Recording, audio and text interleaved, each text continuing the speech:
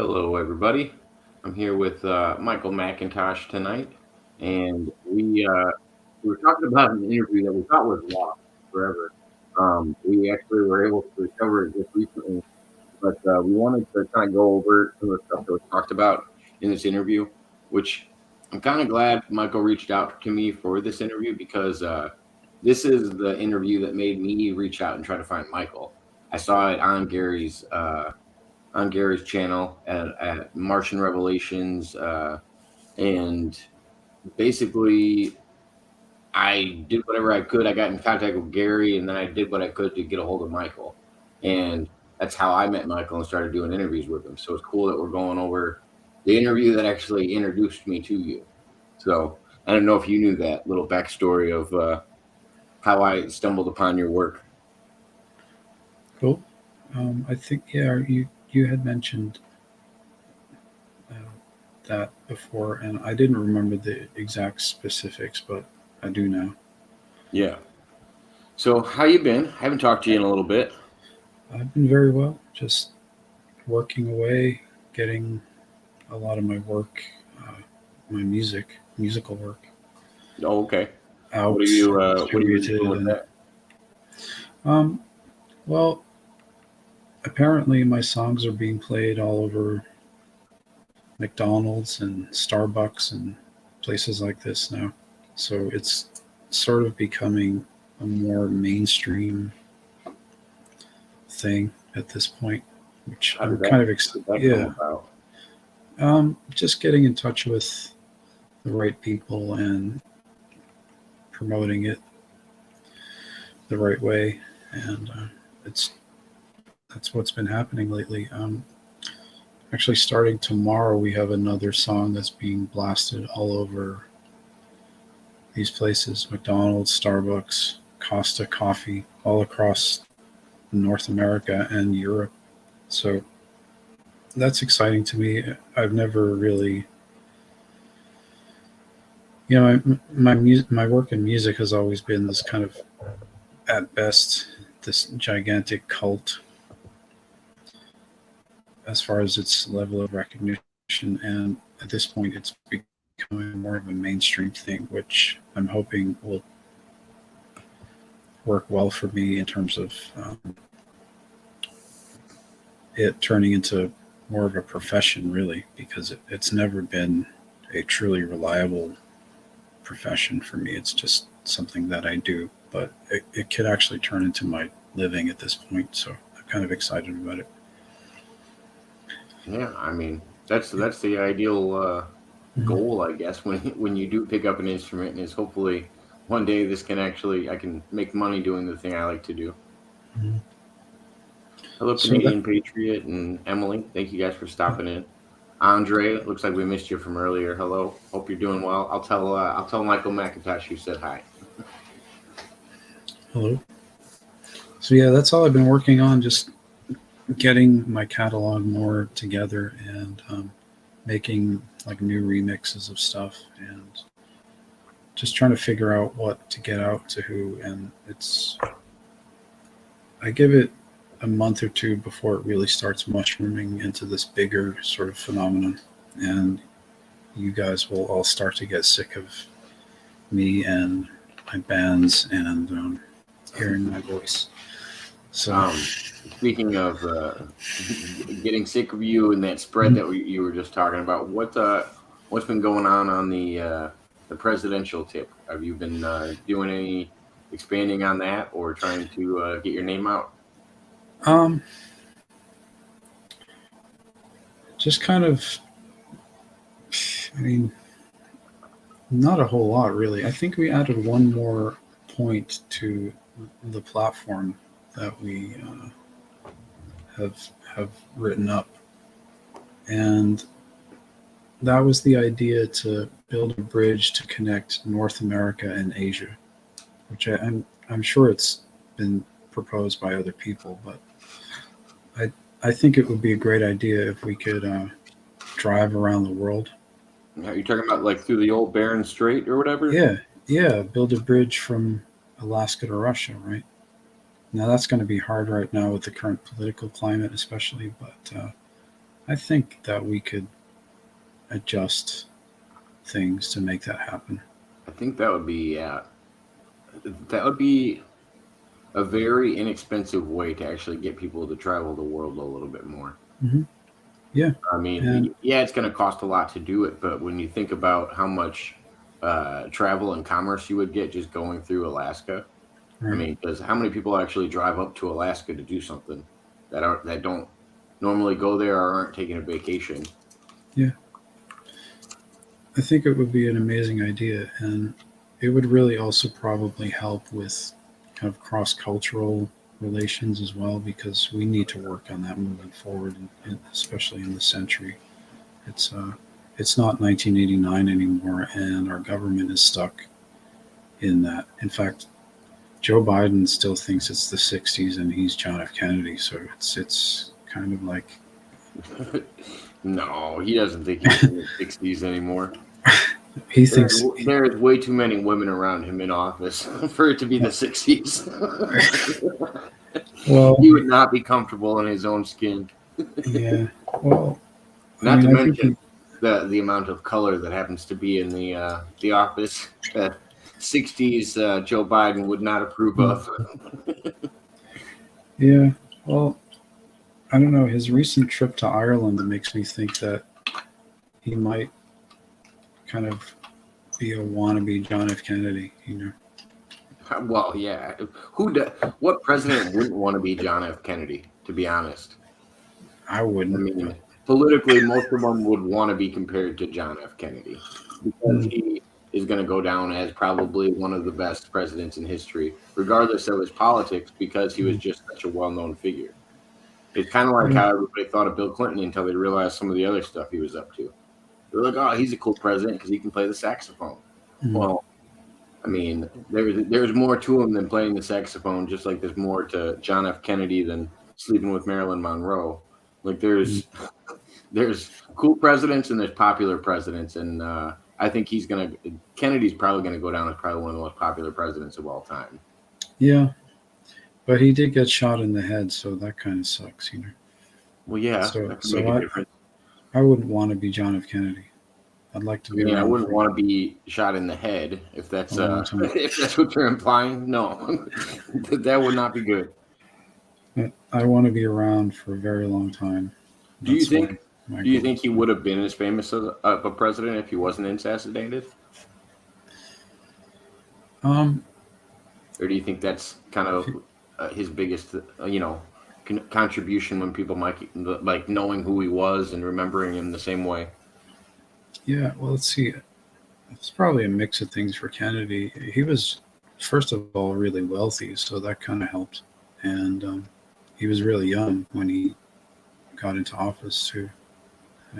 Wasn't he the youngest president at the time? The youngest ever president? I don't know if he was or not. I think he might have been. My Um, favorite president was always James K. Polk James K. Polk. Yeah, because I he had a can song about definitely. him. He's the only president that had a song about him. Okay. Oh, the polka.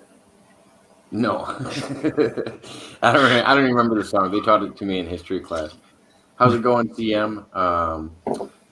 Yeah, just hanging out tonight. Emily, I'm doing good. I hope you're doing well. Canadian was laughing at your why you didn't want to be John F. Kennedy. Yeah, or Abraham Lincoln. I don't want to be Yeah, either of those guys. he was just saying Abraham Lincoln sounds interesting. Well, yeah, I guess if if you'd also like to be one of the presidents that got assassinated, that's another one on the list. Short No, list. I'd like to be as old as Ronald Reagan. If I'd like to stay old, I'd like to be older than that actually. And I don't even want to be the president. So You really want to live to be old? yeah, I think it would be interesting to just kind of stick around and see what happens. I don't know. I feel like I'm gonna hate. I feel like I'm gonna hate all the youngins that are running the world, and Mm. I'm gonna be that angry old man that yells at people for getting on my lawn. I have a feeling it's coming sooner than later. I think it's Unless cool. they really have med beds and stuff where I can have a lively body. I don't know how old I want to live to. Yeah, I kind of like what's happening because when I was younger, now I'm sounding like an old man already. I'm only 47, but when I was a kid, um, I was kind of a freak. I was like one of the weird kids. I was kind of a nerd. I was pretty quiet. I was kind of introverted, but I You was a also weird kid, Michael? Come on. yeah, yeah, and I was also like this. I'm just joking. Yeah, but I was also like the kind of a punk rock kid a little bit. I played guitar. I had a mohawk and blah blah blah. And so I was like one of the weird kids. But now that I'm grown up and I'm still that weird kid in my head. But like all the younger people are like me. So like I was when I was a kid. So it's like um, I think I might have just been born too soon or something. Like I'm like the younger people now. So I think it's kind it's of cool.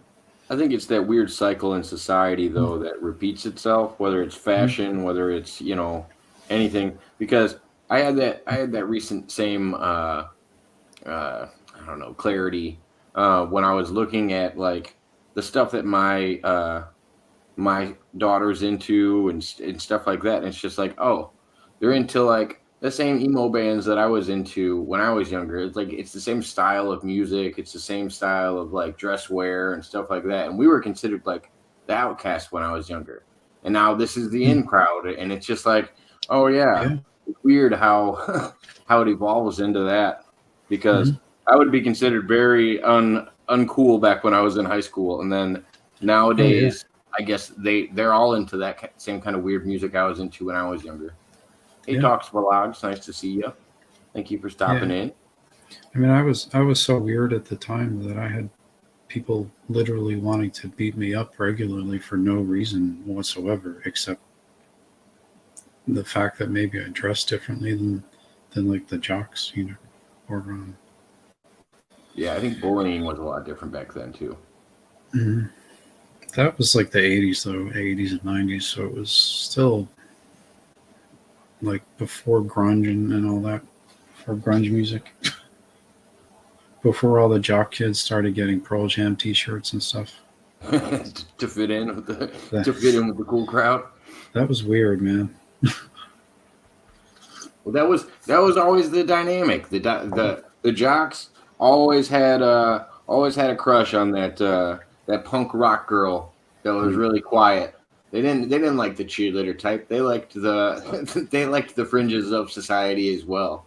They Mm. weren't they acted like they wanted to be Mr. Popular or something like that. But it Mhm. usually wasn't like that in the scheme of things. There was very little jocks dating cheerleaders and stuff like that.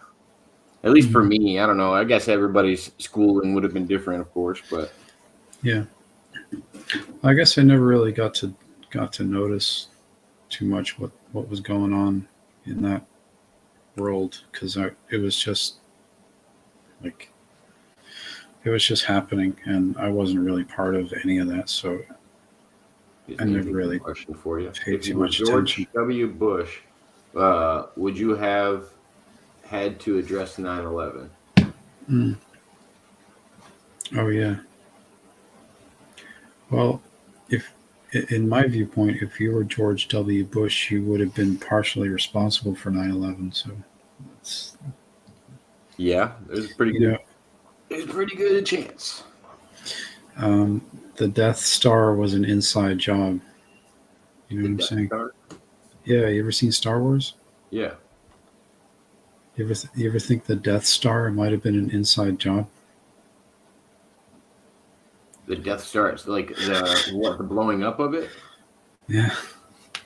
I I don't know. I don't think it was I think I don't think everybody on the inside was privy to what was going on. Yeah. Do you But think there somebody was maybe. there was a good amount of people that knew to take off work that day? Yeah. Yeah. Exactly. There's good amount of people that knew to take out insurance claims on said buildings. For sure. Um, and then, was it Rumsfeld decided the day before he should declare that, hey, we lost this many $1 billion. We don't know what Yeah. happened to it. And it's gone now. Yeah. I And mean, to me, to me, 9/11 is just one of those days where New York decided to blow up their own city and blame it on some people from the Middle East.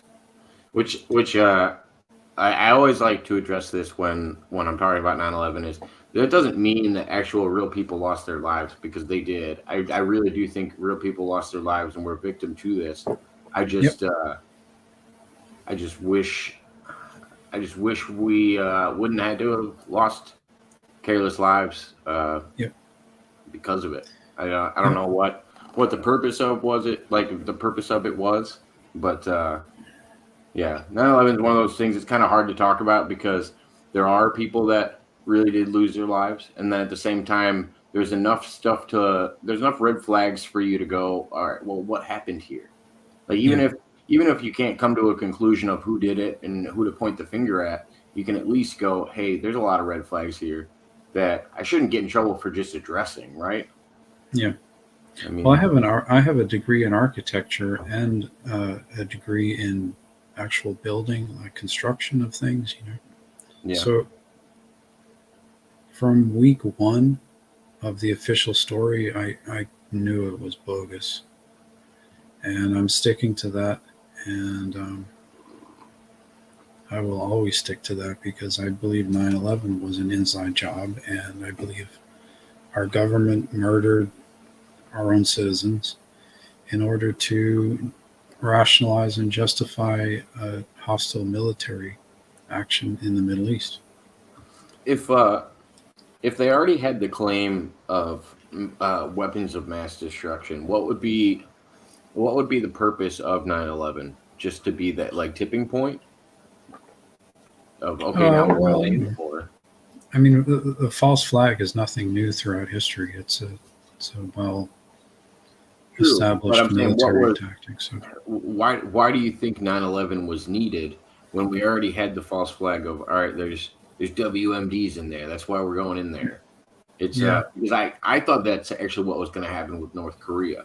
I thought that's what we were talking about when we kept saying, "Oh, he's got nuclear capabilities. They're shooting rockets over there in North Korea." I thought it was going to be the same thing that we looked at in the Middle East, where it's like, okay, now we're going to send an army out there and we're going to go look for said weapons of mass destruction. well, yeah. I mean, I think there's nothing more appealing to the average person than revenge. So it's kind of like that. I mean, let's go get them what they did to us kind of thing, and it it worked. Most Well, people, like, I mean, I was living in, where was I, in 2003 when the Iraq war started. I was living in Massachusetts still, and um, between then and the next few months, I relocated to Pennsylvania, Northeast Pennsylvania, and the amount of people that were in favor of that war, it was just like I thought I was living on an alien planet, and it was very scary to me, frankly, because I thought America had been taken over by hostile forces, and I clearly was right, but nobody believed me. what gave you the idea that it was hostile forces? Well, I think our government was hostile to the country from that point onward. I think that they tried to turn it into the Fourth Reich. And I don't think there was much difference between George Bush and Adolf Hitler.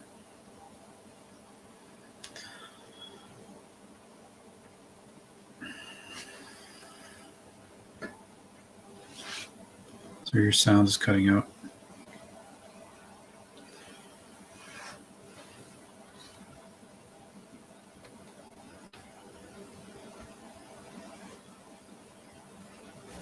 Hello, hello. Hey, Can you hear me better now? yep, All right. Sorry about that.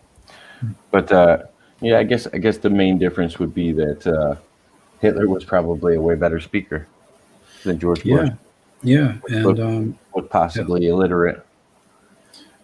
a, a friend of mine uh, told me a joke one time. He said, "What's the difference between George Bush and Adolf Hitler?"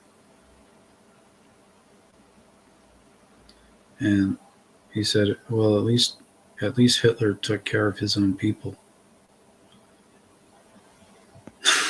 Yeah, yeah. Wow. I mean, I guess that's one way to look at it. I've Hmm. never, I've never actually had to compare Hitler and George Bush, but yeah, more than anything, George Bush is just a moron, and Hitler's a crazy person, but he was a persuasive crazy person.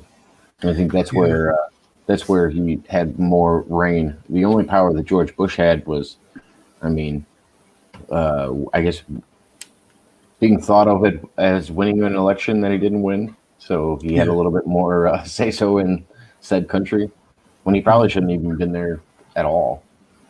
yeah. Hitler was definitely insane. Bush, I think, was just plain evil, frankly, and I think he hated the country, and I think he didn't care about the Constitution, and um, I think he made it politically impossible for anybody to survive in America who didn't support the war. He made it impossible. You lost your job, you were socially ostracized, etc., etc. Your businesses were destroyed. If you had small businesses, everything went corporate, and it just hasn't recovered.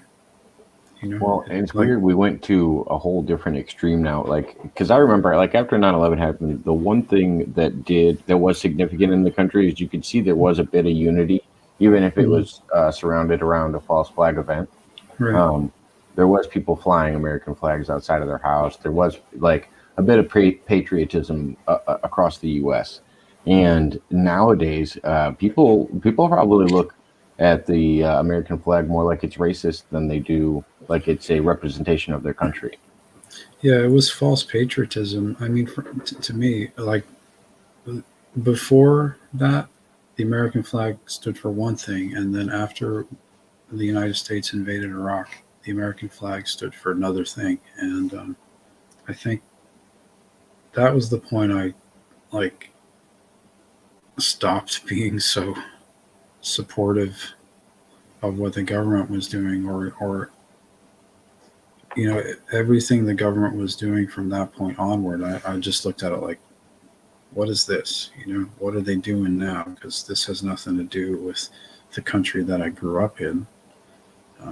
It's just some other thing, and it was co-opted. And Obama didn't help, and Trump didn't help as much as he says he did. And I don't know what the heck this guy's doing. I have no idea. But I just think Neither we, does he. Neither does he. Don't worry about yeah. it. So I just, Canadian, yeah, does your flag have the gold the frills on it? It'd be properly fitting of a Canadian. Because I guess I was just being educated about this the other day. I guess if you buy an American flag and it has the frills on it, it's because it represents under British rule. oh yeah, the maritime law. Yeah, It's maritime law flag.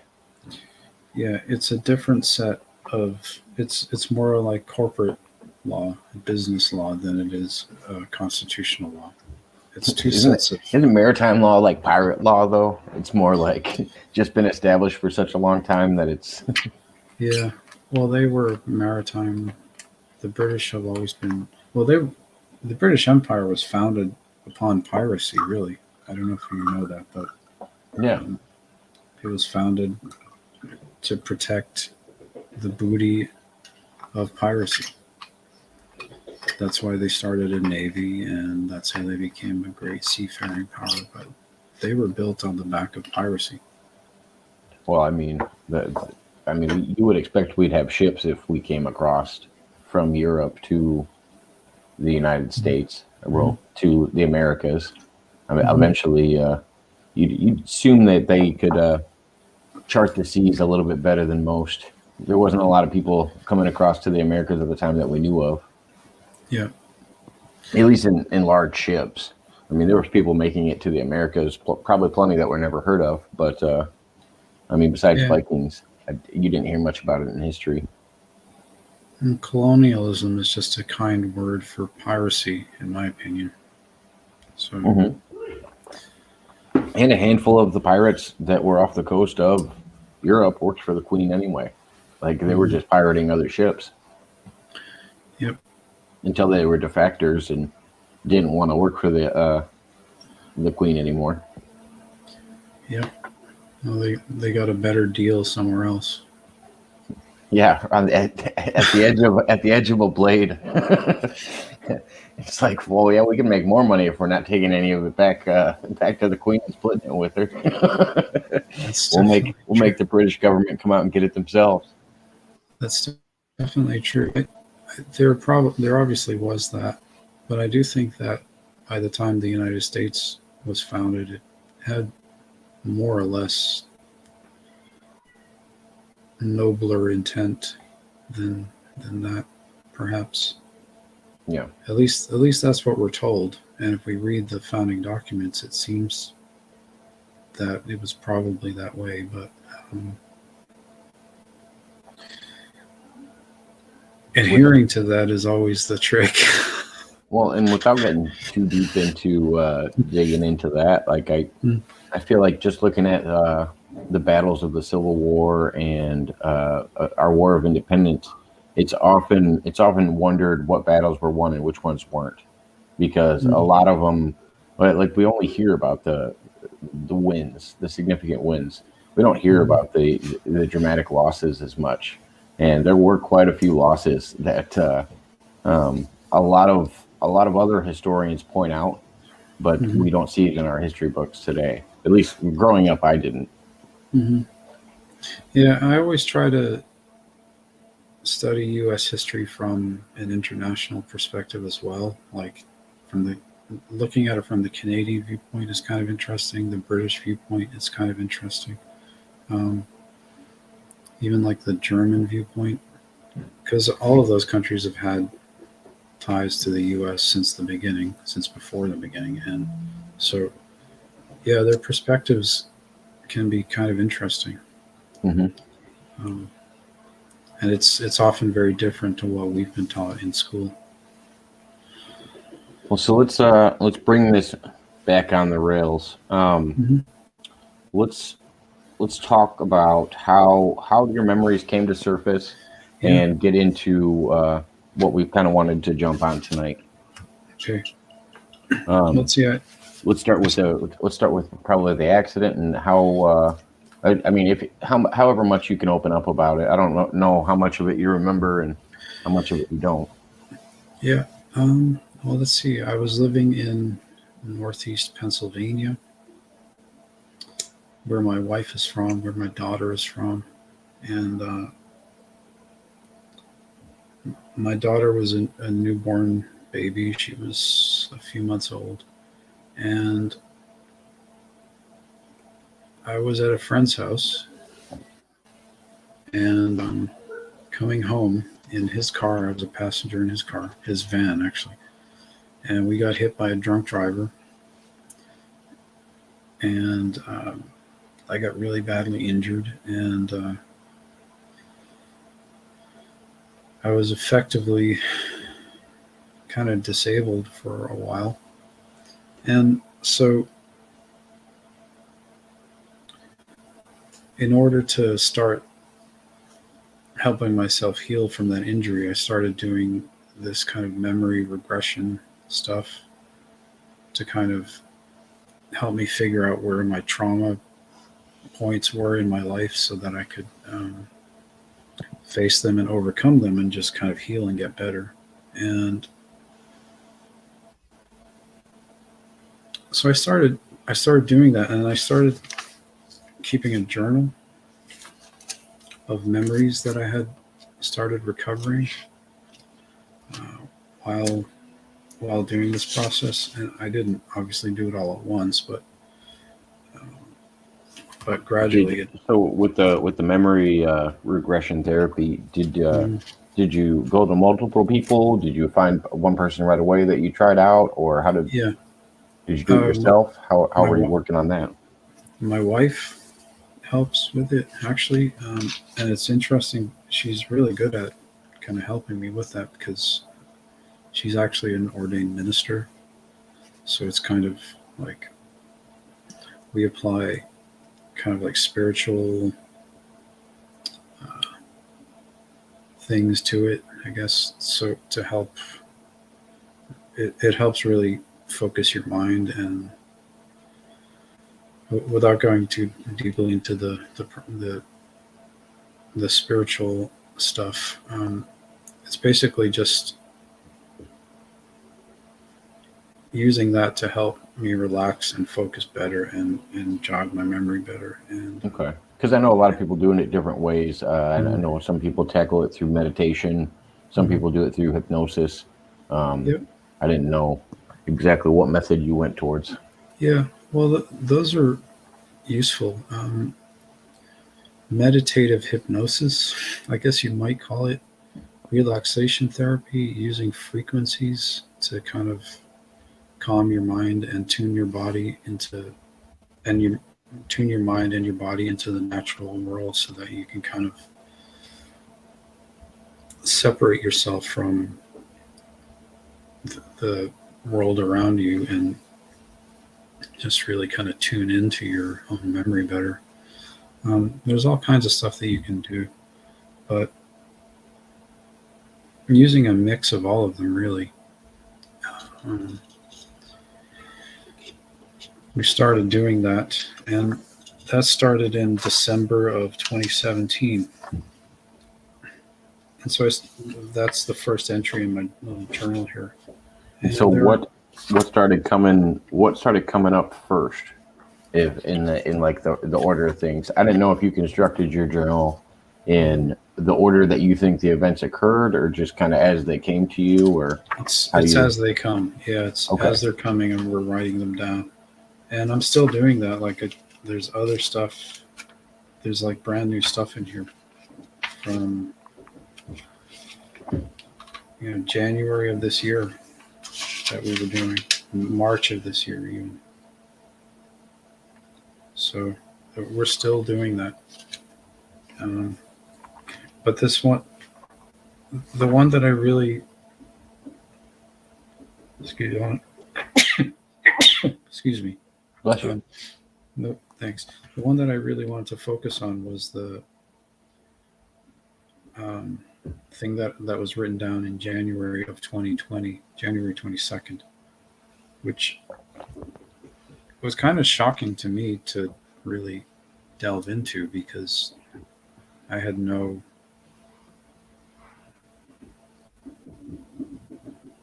like no idea that this was even a thing. But then it just the memory was just there, and we delved into it and unraveled it and wrote it down as it was coming. Um, So before you jump into that memory, mm, what was mm. your wife's process of you taking in these things? Like, how was she dealing with it as well as yourself? How was how was she tackling the fact that these could be things that you didn't know about, or was she open about that? Did you guys Oh communicate yeah, about? yeah. She understands that it's absolutely potentially a real thing. That these are actual real things. That they could be real experiences. Like I'm not I'm not saying that they aren't or that they are. I will say that I have these memories. So if I have them, there must be something to it. Either they really happened, or I'm just still suffering from some kind of mental delusion or something, which I don't think I am. I think I'm otherwise a very kind of sane, sound, normal, boring kind of person. Um, I don't. use substances. I don't abuse alcohol. I don't even smoke cigarettes. I don't smoke anything. Um, my mind is very clear. I have a really good diet. I stay away from too much caffeine. These kinds of things. It's otherwise, you know, aside from the injury that I had, I'm a very healthy person, and so it seems odd that I would have all of these memories and there be nothing, like there be some other reason for them to be there other than that they're actual memories. Um, So have you ever thought about the process that maybe they were implanted memories or sure. something put in there as like look, like we were kind of talking about false flags earlier, but almost like a block or something like that to put in so you're supposed to remember this rather than what really happened, or Mm-hmm. how have you gone through Yeah, those I've internal considered that. battles? I've considered these possibilities, and I have, upon thinking about that, I have discovered that what has happened is actually when I work on trying to recover more of these kinds of memories, that it's almost like there are programs, like I've been programmed to um, try to avoid going into them and to just put them out of my mind and forget that they're real and just go on with my life as though none of this stuff ever happened. So I found that that's actually the case, and I found that other people who have had these kinds of memories and talk about them have experienced the same thing. And I found out that they're in fact there's this system of commands called Wernicke's commands that Hmm. people who have been subjected to mind control and brainwashing and this kind of stuff um, have actually experienced difficulty recollecting the stuff because of these commands that have been put into their brain where they're told, oh, if you remember this, you're gonna kill yourself or you're gonna get sick or you're gonna die or whatever. So the fear of that happening to them stops them from trying to remember any further. One, I've also heard of people getting like nosebleeds when they dig real deep, or Yeah, really bad headaches, yeah, stuff like that surrounding it as well. yeah. So, and it's interesting because I remember now the first Yeah. time I started trying to dig into my memory like that, I actually got really sick. Like it was like the most sick I'd ever been. So that kind of made me not want to go any further into trying to remember things, but I just, made myself get better and to like put my mind over like mind over matter basically. I just worked through it and kept going, and I've kept going to try to recall more things if there's anything in there. Um, as as time permits me to do so, like whenever I have the time to do it at this point. I mean, I did it initially because I wanted to get better because I Yeah. was injured, and I'm basically fine now. Like Hmm. my injury's long over. Um, I'm not like I'm able to do most of the things that I was able to do before, um, if not all of them. And I've learned a lot more other things. So it's kind of like getting injured was actually kind of a good thing in some ways. Yeah. Well, it almost feels like you come to a conclusion with it where it's like, all right, well, now I'm better. Mm. I don't need to dig anymore. But Mm. I wonder if that's something you're supposed to feel too. Like maybe you were Mm. digging too much, and maybe it's better that you take a break from it. I don't know. Like I don't know how that Yeah. works, that balance when it comes to putting in blocks and Hmm. how people are supposed to navigate that. But let me address a comment real quick. Hmm. Ace, I'm gonna actually be talking to Michael MacIntosh tonight, and we're gonna be talking about some of those topics. I'll address this one really quick, but I usually don't jump on different topics while I have a guest on. But when it comes to Bam Margera, I'm a big him fan. I've always been a big Vilvalo fan. Who Bam Margera is a big fan of Vilvalo. They're a band from Finland, and I actually got the same tattoo that Bam Margera has. I've always been in the circle of things that involved Bam. Like I was always interested in paying attention. Um, I think we lost a piece of Bam Margera when Ryan Dunn passed away, and I don't think he's ever go. I hope he can, but I don't think he's mentally strong enough to fix himself. And it's just kind of a repeating cycle at this point. Um, he's very self destructive, and I wish the guy the best, and I hope he can get through whatever battle he's going through mentally. But it's not looking good for him, and he's got a family and stuff now, and he really needs to focus on his mental health. I don't know if it's uh, a proprietorship or whatever it's called, where people are in control of his finances and all that. Like I don't know the extent of all that stuff, but physically and mentally, he doesn't seem like he's in a safe place. So hopefully, I wish him the best in his future endeavors. But it's a good question, Ace. But I would rather address it on a different show. Um, so that first memory, what was it? The one that we're kind of bringing to surface, and how you got it up. The first thing that she wrote down that I was So are remembering most of was, these in the beginning, or were these what she wrote down, or what you wrote down, or yeah, this is Crystal's handwriting. okay, She wrote this down while I'm kind of like in a meditative state, kind of deep diving to figure this stuff out. is she asking you questions to dig deeper, or is she just recording, or how is it? Yeah, it's sort of similar to hypnosis. Gotcha. And she's my wife, so I trust her. It's not like I wouldn't be, I wouldn't do this probably with someone I didn't know, like I didn't know very well. Oh yeah, and your significant other knows how to dig the deepest and Mhm. hurt you the most. There's quite a bit of vulnerability there with a loved one. I Well, mean, to be honest, like your loved one could probably hurt you more than anybody else could because they know you so well. hmm. Well, we've They been married wouldn't for. because they're good people. Like hopefully the person that you're with wouldn't do that, and anybody else.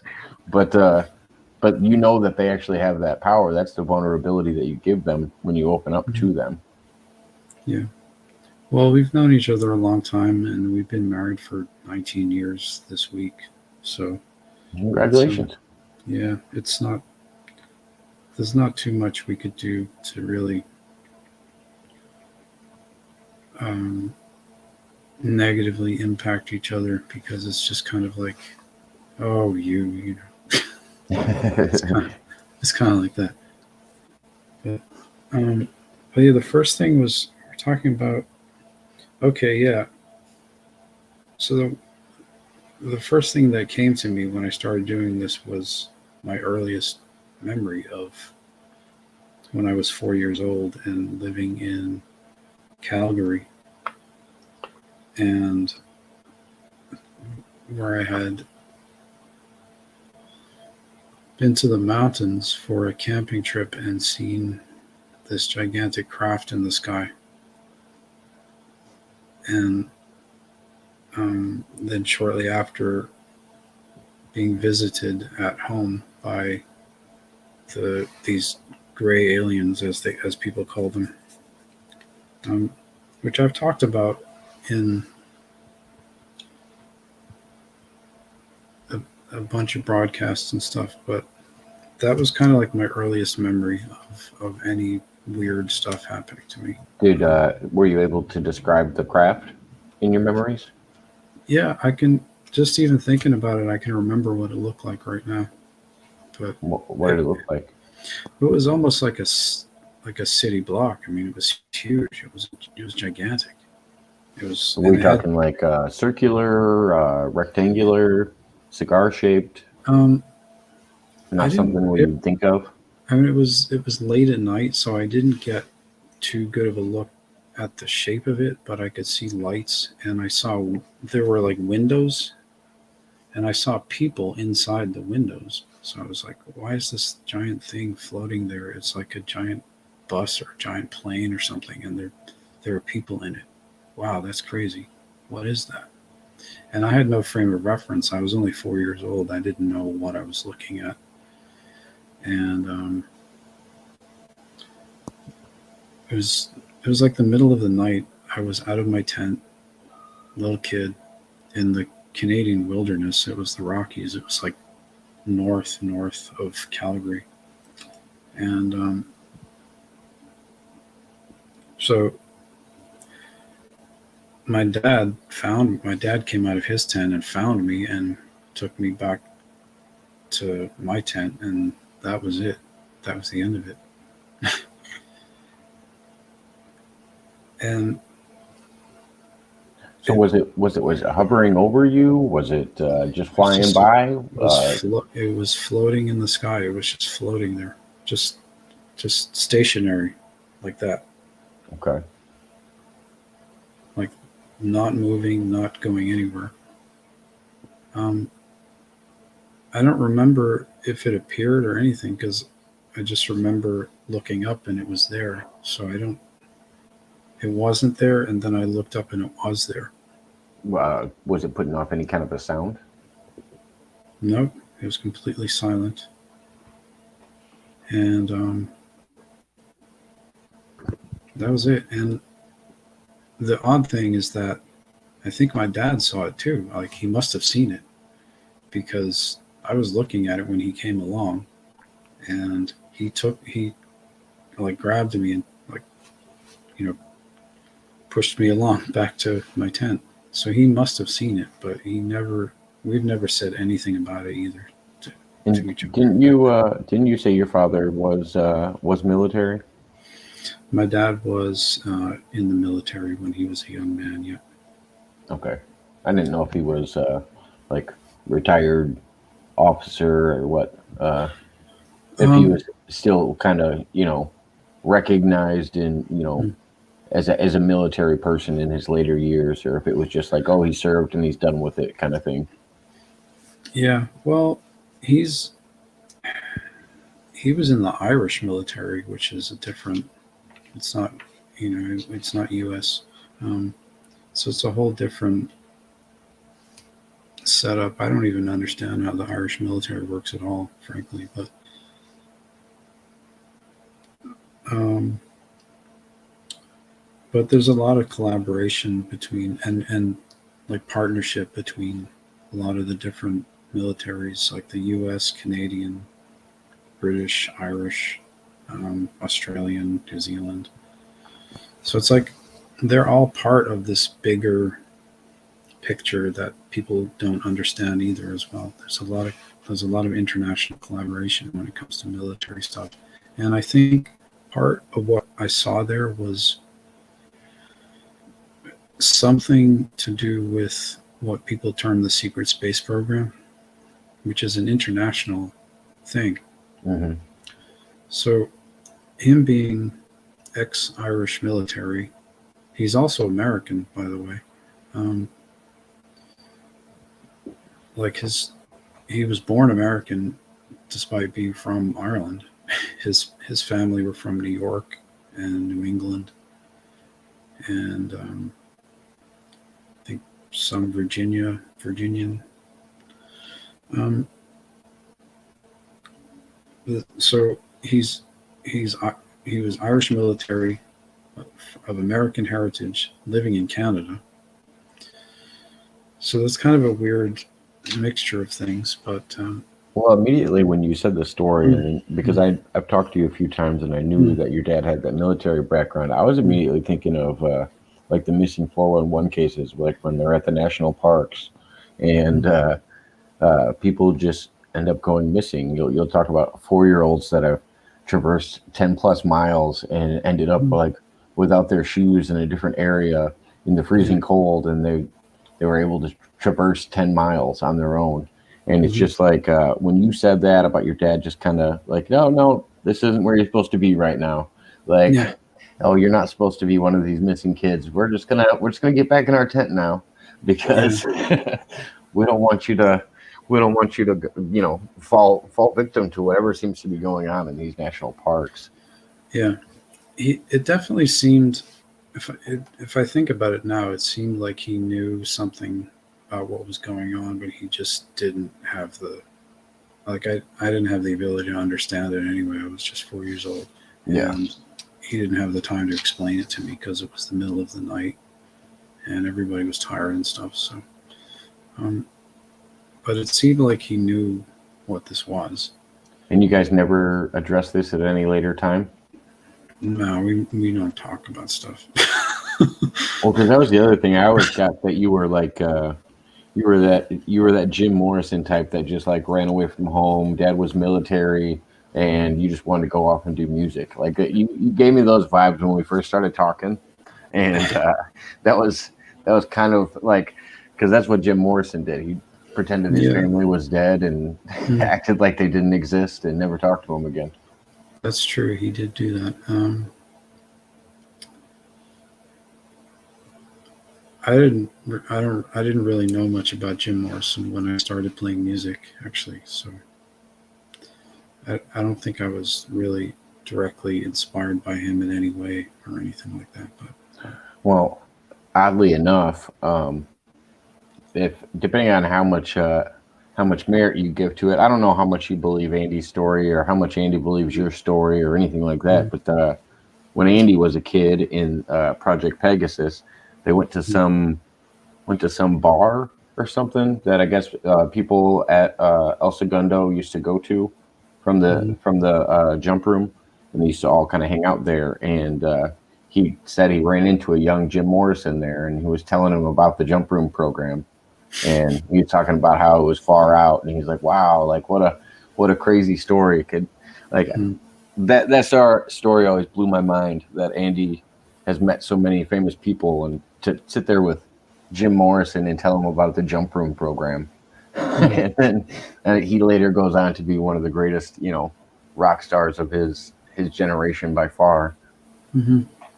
But yeah, that's the weird connection that I made with you, and then him having an involvement with the jump room program, or at least hearing about it. Interesting. I have been to El Segundo, but I was never, not that I remember, ever in a bar in El Segundo. So I don't think he was perhaps talking about someone else other than the actual Jim Morrison. But Yeah. I think he seems like the kind of person to do that. For what? Talks Mistake. in riddles a little bit, you know. Oh yeah. Well, I've started to notice that from when he came out. When he came out originally, I didn't realize he was given so many false names just to test people to see if they were, because he had so many people reaching out to him saying that they were part of the project, Yeah. and he was actually giving out fake names publicly to set people up to see if they were listening to his story to know the answers. Okay. And I was like, oh, he's a clever one, that Andy. A lot of misdirection going on there. Yeah. Well, I was never old enough to be in a bar in El Segundo when I was. He in El wasn't old Segundo, enough to be there either. He was there with his father. Okay. He was a minor there with his father. Well, I was even younger than him during my El Segundo experiences. But Gotcha. So how old were you? Because I was going to lead that in with when you were telling me you were 4 when you were in the park. How old were you when you started having the experiences at El Segundo and involving the jump room? oh, well, that actually would have been shortly after that. So I was like 4 years old still. Okay, that's what I was wondering. I didn't know which one. Do you think the time in the park or in the woods was a different, like prior to that, or do you think it came after, or all around the same time? It was definitely prior. Prior. Okay. Yeah, that's like my first. That's my first recollection. I don't know if anything ever happened before that. I haven't gone back that far. But I mean, well, I haven't remembered anything further back than that, I should say. I have gone back further than that in my memory regression exercises, if you want to call them that. And I've only been able to recollect other things that were traumatic, but had nothing to do with extraterrestrials or advanced technology or secret space programs or anything like that. Just regular everyday life stuff that was traumatic to a little kid.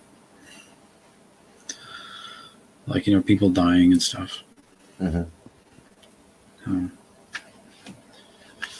So where do you wanna go with this next? We can try to follow the timeline of when you were 4 and maybe go into the jump room, or we can kind of go in the order of the way you brought these memories forward in the notebook. I didn't know if the 2019 experience where you got picked up came after that, if the Majestic 12 ideas came after that, or kind of what there's a what lot of order? there's a lot of stuff after that and in between when I started remembering about Majestic 12. There's stuff from, let's see, 2017, January 2018, January 2018, more January 2018. It's like when we had time, to kind of do this stuff. December 2018. So there's a long gap in between February 2019, April 2019. Well, and if you're feeling pain or getting extremely sick doing these things, I can see why you'd want to take a break in between. Yeah. I wouldn't want to be doing it every day either. Well, I have to kind of do this when I have time. It's like I'm a parent. I have 2 small children. I have a family. I have a business, multiple businesses at this point to kind of take care of and oversee, and there's a lot of other stuff going on. Like, I'm trying to put this campaign out where hopefully it's helping, that I can, I want to make these ideas more known to people somehow, help people get this, share this stuff with people. And I also have this campaign that I'm trying to do. I figured it out, Michael. This is your exposure issue. So you're addressing politics like they're politics, like people want to know what your political views are. And in reality, the way we practice politics today is you need to be name calling everybody that's in media, and that's how you get well known. You don't actually discuss the issues at hand. You're supposed to just make a showboating fool of yourself so that everybody sees you. Yeah, but you practice politics a little different than everybody else. Well, I'm not really political, frankly. I think I'm just an ordinary person, really, and I think politics are in the way of ordinary people just getting ordinary things done. And sometimes you have to kind of stick your foot in the door a little bit to kind of stop them from doing stupid stuff, and let them know that you're here and you want to, you'd like to see things done a bit differently. And that's all I'm ever really trying to do. I mean, I don't consider any of my views or opinions on anything to have really any kind of political bent whatsoever. It's just ordinary stuff. I mean, if you see a person starving on the street, living in a tent, I don't think it's political to want to say, to say that you would like to see that person have a place to live and enough food to eat. Yeah. Well, and I think that's what needs to be done in politics. It's not so much about the deals and stuff that are made. It's almost like turning on the lights in politics and just letting everybody see what's going on. Because if people actually knew what was going on, then they'd have more interest in politics itself. Like, Like I think bills are a great example. You were using, getting the homeless off the street. Bills are a Mhm. great example. They'll tell you about the part where they're writing something in order to make you feel like it's a good thing. We'll call it the No Mhm. Child Left Behind Act, and Yeah. then you don't see all the other stuff that's inside of the bill. Like, and that's what I want exposed in politics is the dealings more than anything, not the actual. The people involved. I could care less about the people involved, just the deals that they're making, because I think that's where the public is confused on what's going on in politics. Yeah. Well, it's like George Orwell foretold that there would be this thing called doublespeak. You know, we live at an age of doublespeak, and Yeah, mob so you speak. can, yeah. So you have to really kind of translate what the heck people are saying in the media when politicians talk, etc., etc. It's kind of like you need an interpreter at this point because there's Yeah, English, which we speak, and then there's the other language which they're speaking, and it doesn't mean the same thing. Um, I think that would help a little bit, Ace. Make a bill page limit, no more than 3 pages per bill. I mean, I don't even know if you need 3 pages. I think things could be pretty straightforward, and then you could further break a bill down in other ways. But I think, gosh, even 3 pages is quite a lot to get your message through. But yeah, yeah, something like that. Term limits. I mean, there's all kinds of things that we could do where people just don't get so comfortable in government, where they don't feel mhm, like they're going to be there for the next 10 years. yeah. I think we have too many laws already. We just need to apply the ones that we already have, and we should be fine. Yeah, That's what I think. But it's like we have a good system. It's when we start making more rules that it actually prevents good stuff from happening. It's like overriding the ones we already have. You know, yeah. that's I mean, that's just, that's the public perception of mm-hmm. uh, politics is 2 steps forward, 3 steps back. Mm-hmm. And I mean, just in the last 2 administrations, an administration did something, and then the other one pulled everything back that the previous administration did. Like Mm-hmm. that's what the administration that we're dealing with right now just did to the previous administration. Yeah, So neither one of them were in effect long enough to figure out which one was right and which one was wrong, because that's just how these things work. It's like if somebody's only got a 2 year window to implement the things that they want to do, mm-hmm. how long does it take for those things that they implemented to actually reach the public?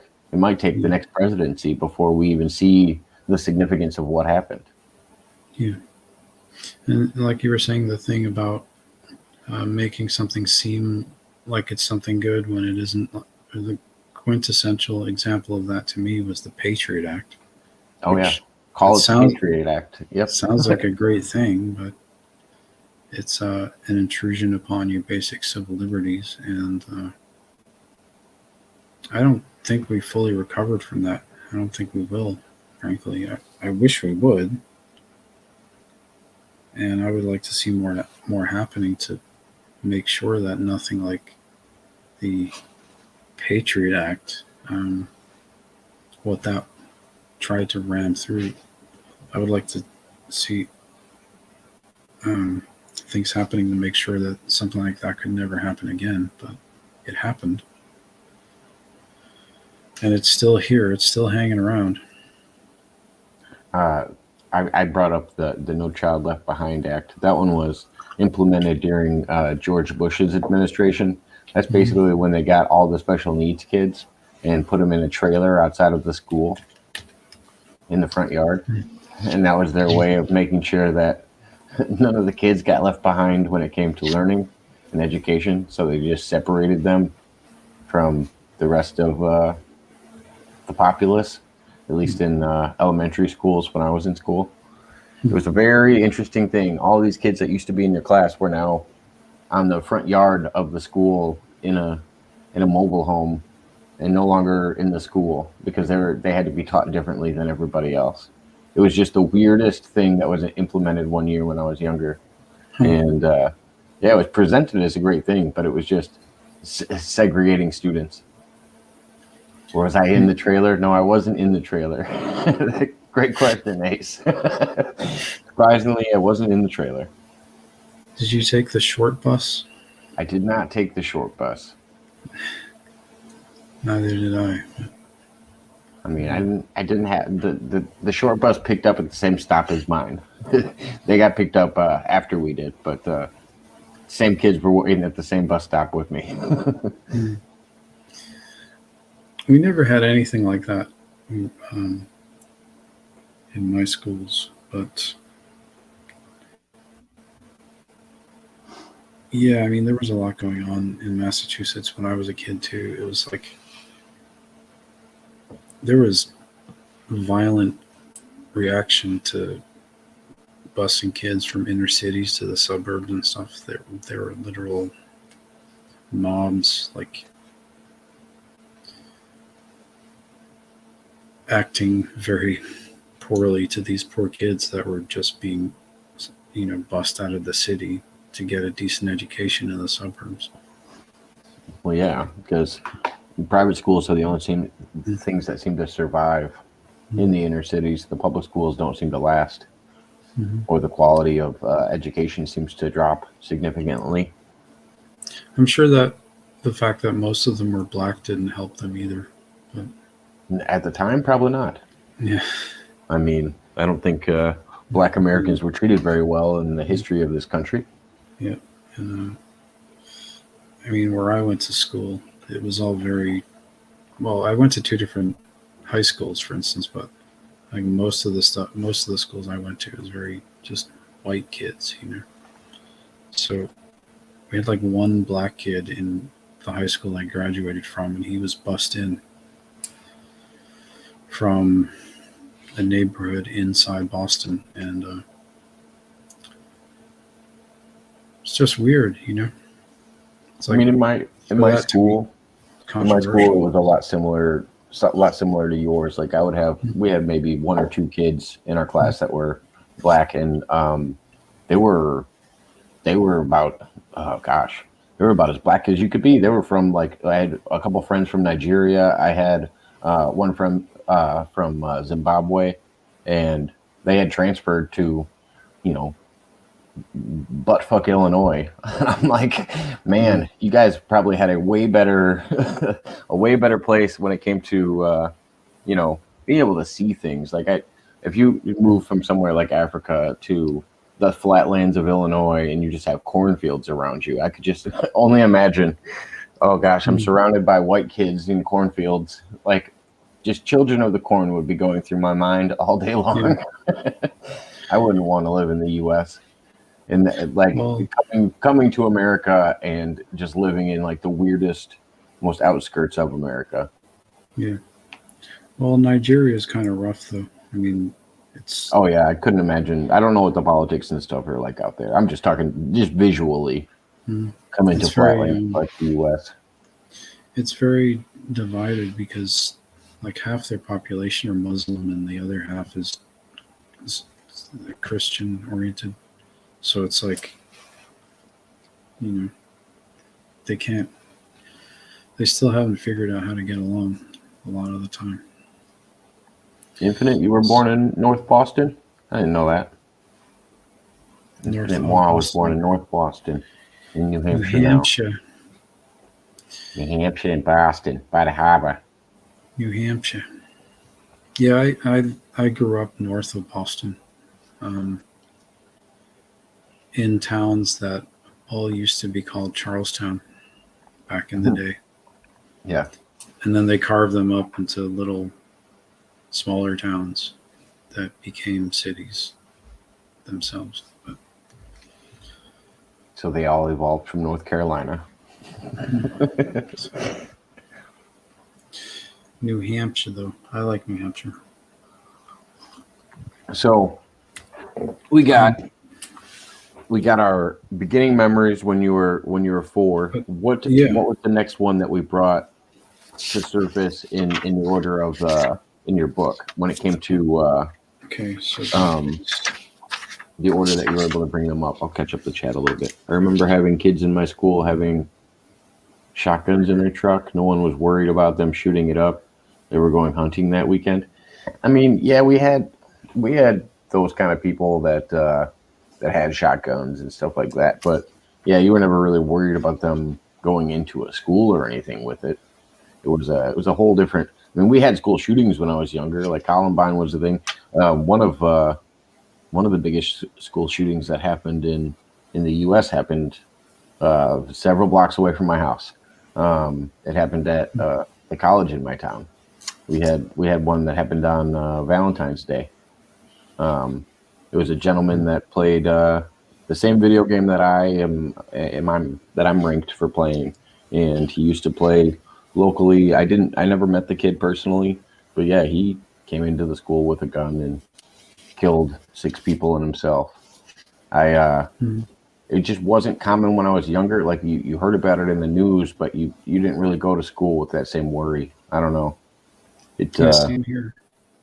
We had gun club, and I mean, kids I knew had machetes in their lockers and stuff, and nothing ever happened. Yeah. Um, But like we always knew not to bring a pocket knife to school. We always knew not to bring a squirt gun to school because you could get in trouble. Um, mhm. my brother got a gun pulled on him by an officer because they were playing with airsoft guns behind a building downtown and had a real gun drawn on them, and then they never played with airsoft guns outside of that building again. Mhm. They were quick to not do that again. But it's just like it was always around, but I guess it never really got. We never really, I don't know, were worried about it. Probably the same way kids are today. Well, I suppose this is just a theory, but I do think that there is something going on that needs to be looked at, and I think there might be some sort of military mobilization against the civilian population in order to push through gun control further, push gun control through further. I don't, I can't prove that. I think it's a mixture between that and a mental health crisis going on as well. There's definitely a mental health crisis for sure. Um, we got rid of all of the mental health care when Ronald Reagan was president. That's Like it probably a was, good That's probably a good comparison, Infinite. He said, curious how many shootings have been from relocated areas or brats or normal families. It seems to be a lot more that either come from an area that isn't their own to do said shooting, or they are military brats. It's usually not people doing it to their own community. The majority of the time, do you think that maybe, just maybe, that there is some sort of agenda designed to cause fear in ordinary American society uh, on the part of some people with access to military power? um, I almost think the military takes a step back and lets the mental health problem sort itself out. Like when you see a school shooting happening and it goes on for, let's say, an hour and a half before an officer or anybody else tries to go in and intervene, you almost think that they're letting it sort itself out. Yeah. If they're not actually using the power that they were granted in order to stop said shooting. Like if that was, if you've shown up to a school, there's a shooting going on inside, and it takes you more than an hour and a half to even enter the building. That could be looked at in a lot of different ways.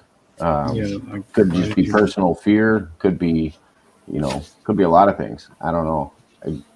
I almost wonder if that military side is taking a step back and letting these actions go on to maybe push that further gun control agenda like you were talking about. I think maybe even some of it's deliberate, frankly, but you can't put anything past people with a communist agenda, and there are those people in our government. Well, I think this kind of does point to the same thing that Ace made a comment earlier about people having guns or whatever in their car back in the day, and them not really feeling worried about it.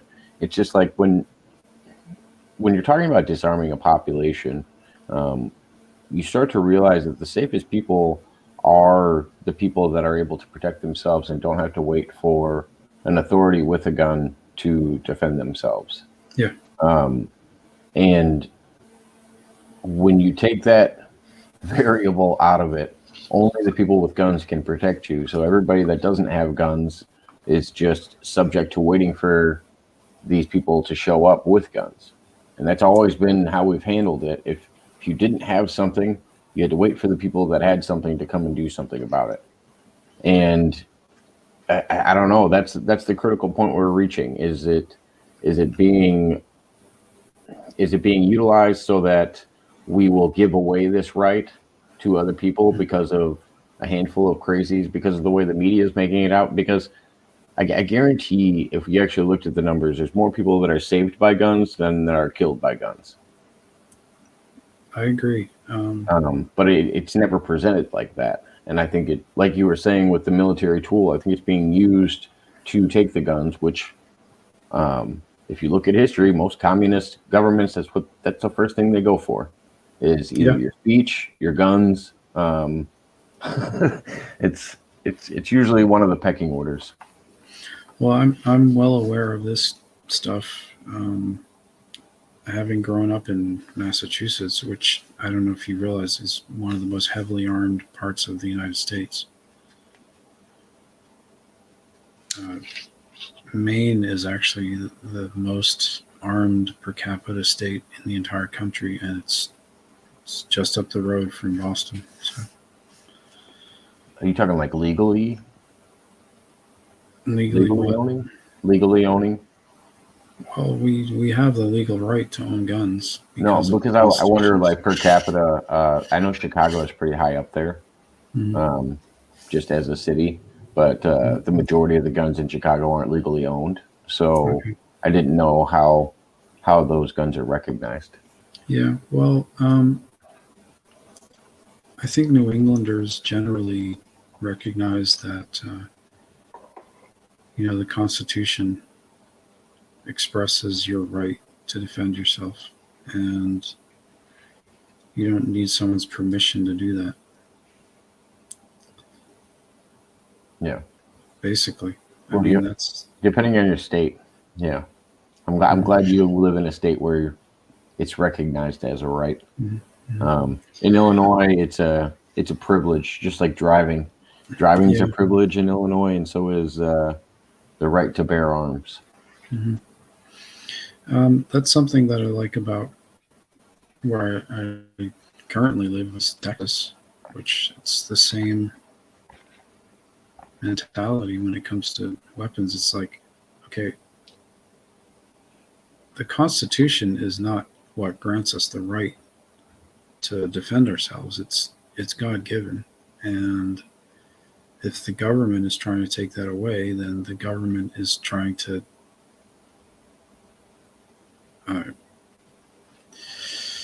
impose, basically, and therefore we need to defend ourselves against the government. Yeah, Infinite, I would actually put the city of Chicago when it comes to the amount of gun violence against the whole state of Maine.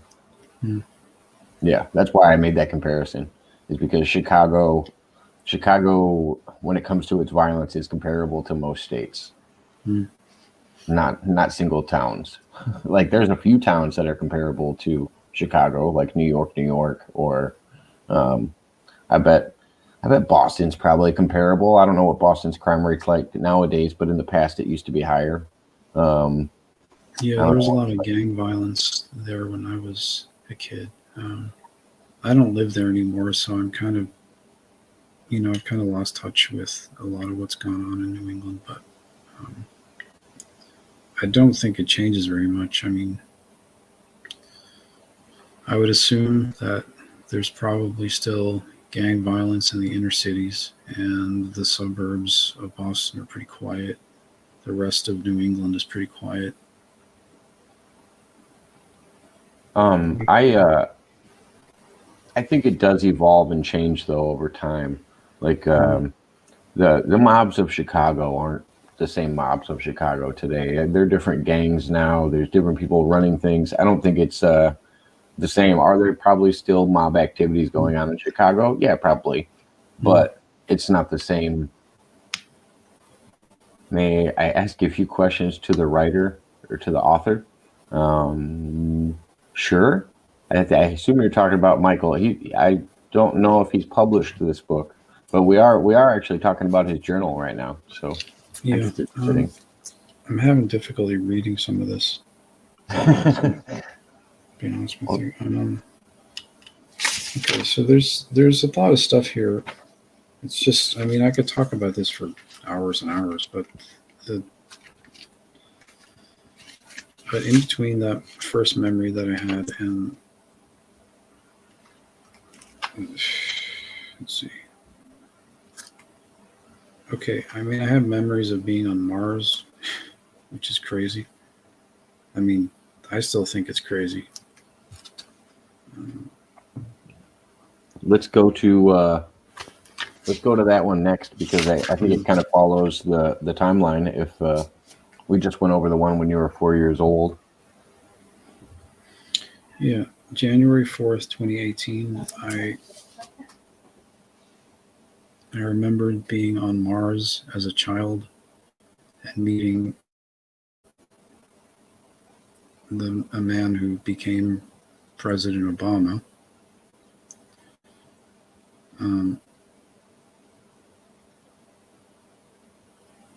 I had heard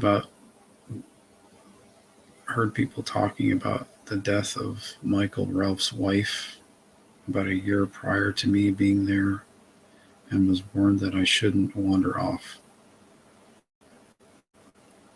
And I took over Michael's job because Michael was too aggressive and a loose cannon. And just like a description of them, what I saw Martians to be like,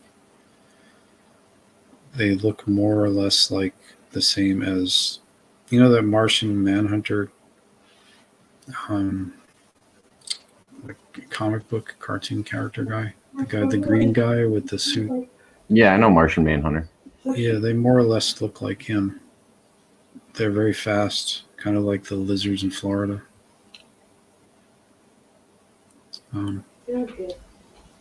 I didn't know much about Michael Ralph. And so what made you have to take over his position? You said he was a little too aggressive for it, but how did he get to that point, or how was he placed in that position? I don't know. I don't know anything about how he ended up there, but so you took his position at that young age that you were talking about? Yeah, I guess maybe he was sent there to gather information about the place to kind of,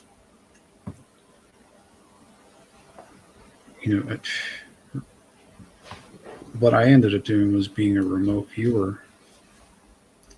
And so I was able to gather information about the landscape and the environment of the planet through that means, rather than actually going out on the surface and exploring. So you were underground. Were you at one of the underground facilities when you were doing this remote viewing? Yeah. Okay. These were memories or ideas of the future. That was a question from Infinite Moi. He was saying, these were memories or ideas of the future? Is that a question, or I'm not sure what that means. He's wondering if what you're stating are memories, or if these are recollections, or maybe there were ideas of yours of the future. Like wondering if you were seeing a future event, or if you were seeing memories of your past. Yeah, this whole book is regression therapy memories that we were able to tap into. I don't know if you're familiar with. I just saw it recently. I never really watched it too much. Like, but have you ever seen the movie Communion I have. or read the Yeah. book Communion? The guy Whitley, he goes to a hypnotist and she hypnotizes him, and he's able to tap into his memory to figure out what actually happened to him. It's more or less the same concept with me. We just wrote it all down in this one book. Hey, do you mind if I invite Infinite Moi up? He was asking it. He's got a couple questions for you. He's a really nice guy, and he's got some pretty deep questions. If you don't mind. Yeah, sure. Okay, I just wanted to double check before I did. But haven't seen Infinite Moi in a while, and he's usually got some pretty intriguing questions. He's big into astrology and numerology and associations with dates and stuff like that. So that's usually where he kind of amazes me with asking like people's month that they were born, the day that it falls on, and then trying to like categorize the way they think or the way they tackle ideas. It's interesting. But so you were on Mars. You were doing these. You were doing these remote viewings. What part of Mars were you remote viewing? Just all of the surface of it? Because I've heard of people talking about they were on some of the northern side of Mars and they saw certain creatures there, and then they were around the equator of Mars and found different. Did you see any species out there, or remote view any?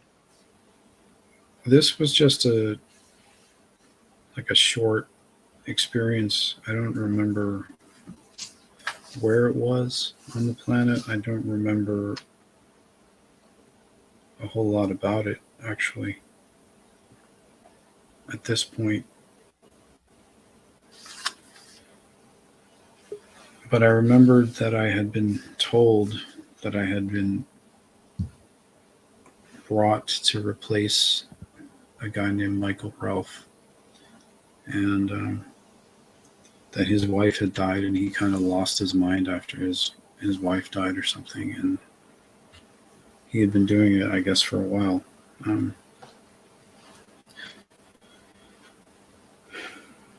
But he was just really too aggressive and a loose cannon. And I mean, if you know me at all, you can see that, you know, I'm not really that kind of, I don't really have a very aggressive personality. My personality is just kind of like, okay, can we stop? Can we calm down and just talk about whatever's bothering us and actually work it out?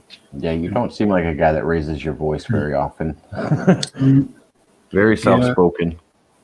Well, I can be very aggressive if I need to be, but if I don't need to be, if I don't see that there's a need for it, if I don't recognize or if I recognize that there's no need for it, then it's not something I. Why raise the adrenaline when you don't need it, right? Yeah, it's right. Like, no, I don't need. I have enough stress that will happen, and it'll make my adrenaline rush. I don't need to do it on chat or whatever. It's right, like to be aggressive and to raise your voice are two totally different things. You can be aggressive towards somebody without raising your temperature passive aggressive, right? Yeah, exactly. So how you doing, Infinite? Nice to see you. Good, Michael. Nice to meet you. Hello. You have a lot of interesting ideas. I think not far from my own. Oh, well. Some different. Probably just general human things, Exactly. But I think a lot of people forget that we go through the same exact things, just slightly different.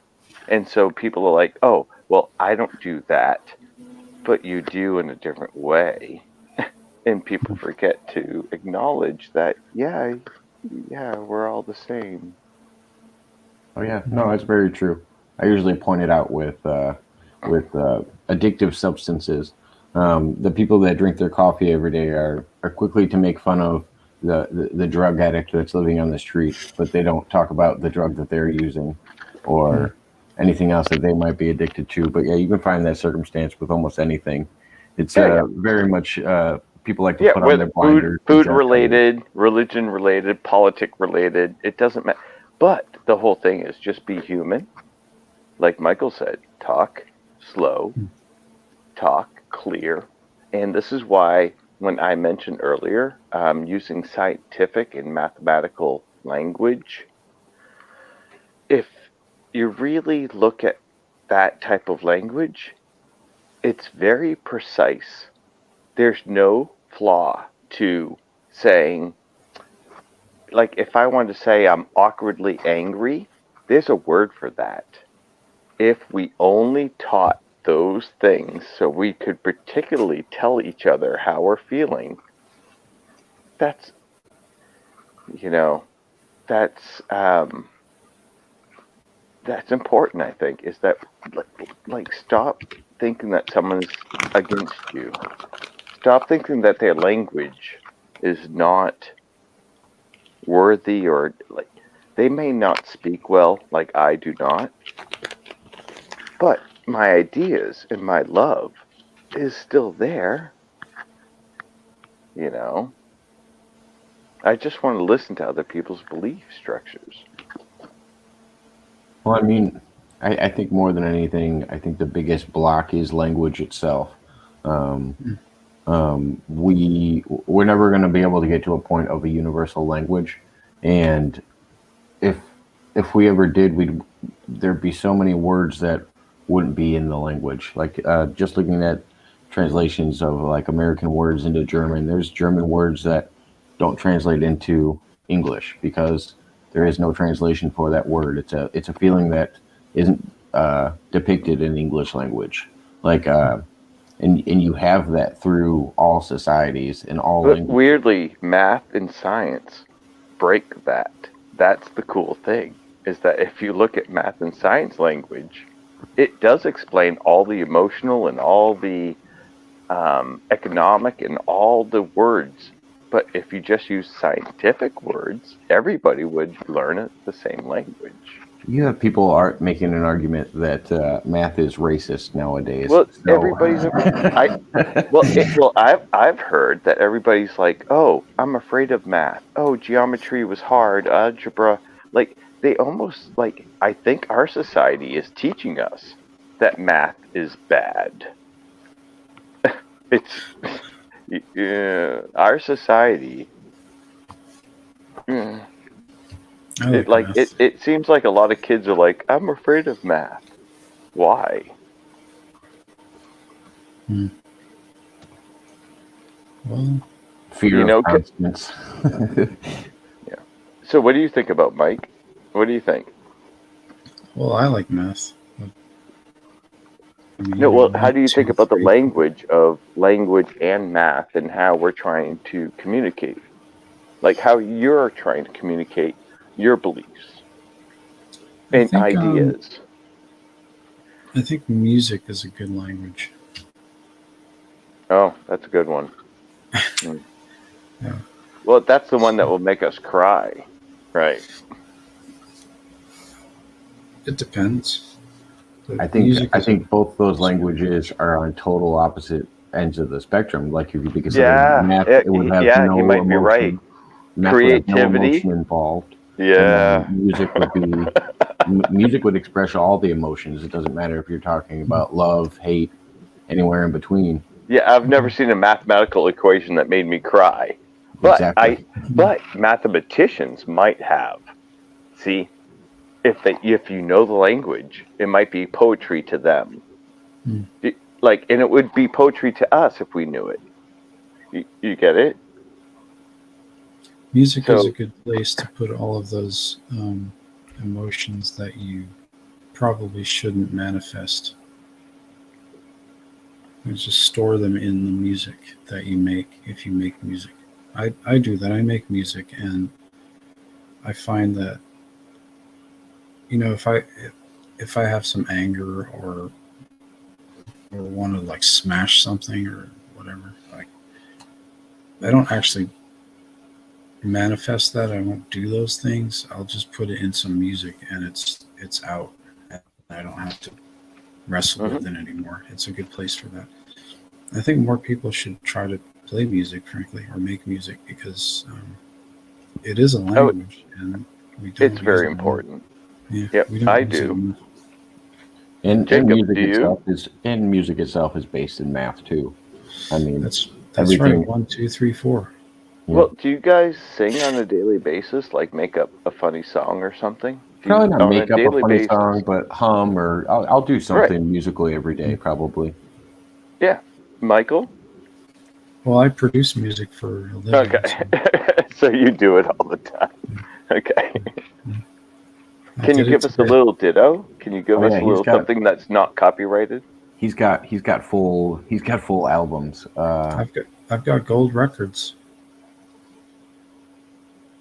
You want to hear some? Yeah. What? That's a Just stupid question. We all just want to hear. Like everybody better be sharing this. What the just hell? Google search Michael MacIntosh, and you'll be able to hear Okay. Or Young all my stuff. Astronauts Club. I think So I Young don't need Astronauts Club. So one I of don't my need bands, Apple or anything. No, you can find it on Apple. You can find it on YouTube. You can find it on YouTube. Spotify. There's also the Poison Control Center is another one of my bands with TRE, like the English spelling, not the American spelling. Because there's So you already a came band in. here. I didn't mean to interrupt the initial conversation. You came in to talk about what topic? I need to hear this because it was interesting in the very beginning. I need to So, hear it now. Well, this actually stemmed from a conversation that Michael had with Gary Legere. It was an interview that he was talking about some of his past experiences, and it involved time travel, Mars teleportation, And aliens. yep. And Michael was saying earlier that he had a dream and he had a vision and he was like he was and that's where I want to get back to. Sorry, that's the point I want to get back to. Cool. Gotcha. Yeah, we were talking about that. That's his whole notebook is Well, the the memories that he put down with him and his wife in the regression therapy. well, and he saw future things that came true later on. Is that correct, Michael? Like you um, visualize things that came true later on. no, Oh, okay. So I yeah, misunderstood. I'm not like a Nostradamus or something. What I'm talking about is that I've experienced time travel, and it's linked to extraterrestrial contact because basically extraterrestrials have these things we call UFOs, which are not just space travel. Uh, they don't just travel through space; they also travel through time. And um, in my regression therapy sessions, I've come to believe that I have experienced visit contact with some of these beings and traveled thus through space and time And as now this is the question: is what information did you gather back? That's what I want to know. That's the most well. There's a interesting. lot of stuff. There's Well, yeah, there's a sure. lot. Yeah. Michael, Michael, There's a lot of stuff. jump into when you were picked up in 2019, where you were taken, and Yeah, what you learned about Majestic 12. right. Well, that's what I wanted to talk about specifically because I do think this is a very important subject in terms This of is where everybody has to share and watch. Share Yep, and everybody watch pay right now. attention. Yep. the entire UFO disclosure movement, whatever you want to call it. The thing that started in the 1940s with the Roswell incident. Um, in January 22nd, on January 22nd of 2020, I I did a regression therapy session with my wife as the recorder and myself as in this sort of meditative, hypnotic, regressive state, recalling this, where I basically figured out that the Majestic 12 organization had started in a hotel room that I was in. My family are from, a lot of my family are from Dublin in Ireland. So I was visiting and I was in a hotel in Dublin. And I figured out that Majestic 12 had started in that hotel. And I think it was, the exact date was April 2019. Yeah. It was around, it was April 2019. Wait, so this happened on 420. I don't know the exact date. You said April 20th, right? Yeah, April 2019. I didn't write the exact date down, but I All suppose right, so it did happen on 420. I think that's relevant. Yeah. No, it's probably not relevant, but Keep in mind that I don't smoke, so it had nothing Right. to do with my. that was his joke for yeah, I his get it. audience. I get it.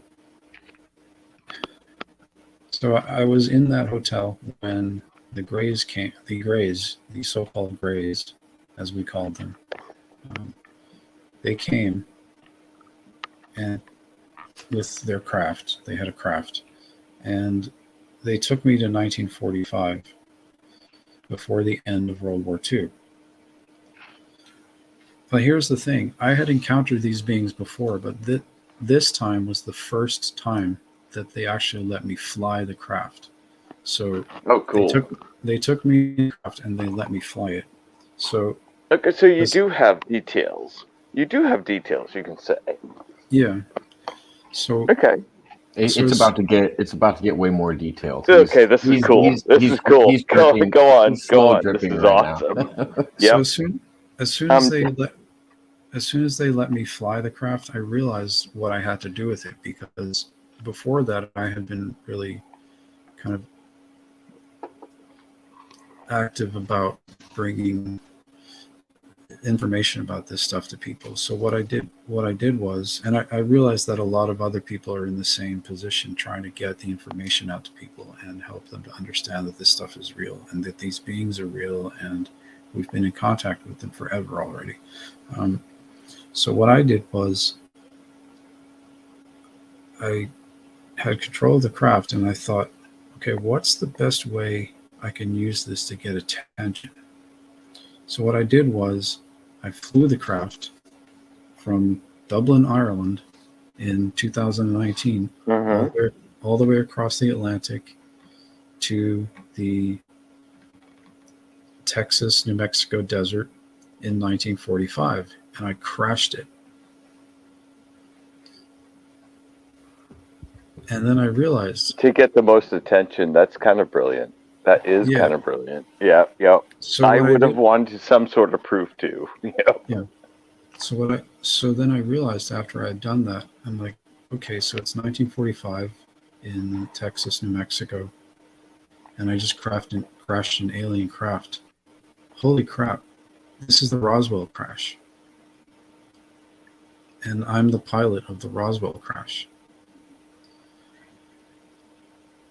Oh my god! And I was like, so I was stunned. I'm like, got out of the craft. Very shortly afterwards, the military were all around the place. One of the extraterrestrials were dead. One was still alive.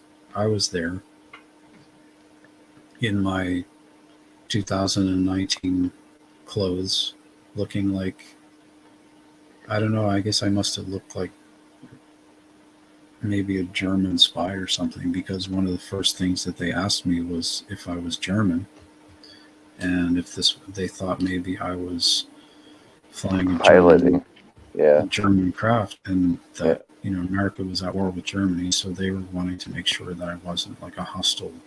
Are you German? No, you're Jewish, right? You're Jewish. No, I'm Irish. Oh, you're Irish. Sorry. I'm, Are you I'm Irish a, Jewish?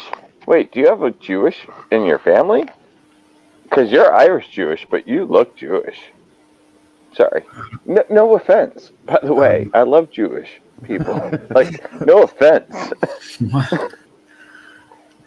I'm not Jewish. I'm You're half Irish. Ir- I'm half Irish and I'm half English, and I'm a little bit like Norwegian or something. Like What's your father's and mother's maiden name? So yeah, what's your mother's maiden name? my mother's maiden name is English. Yeah, English. No, Yes, no. What's her What's her last name? Not English. it's What's her from last name? it's from England.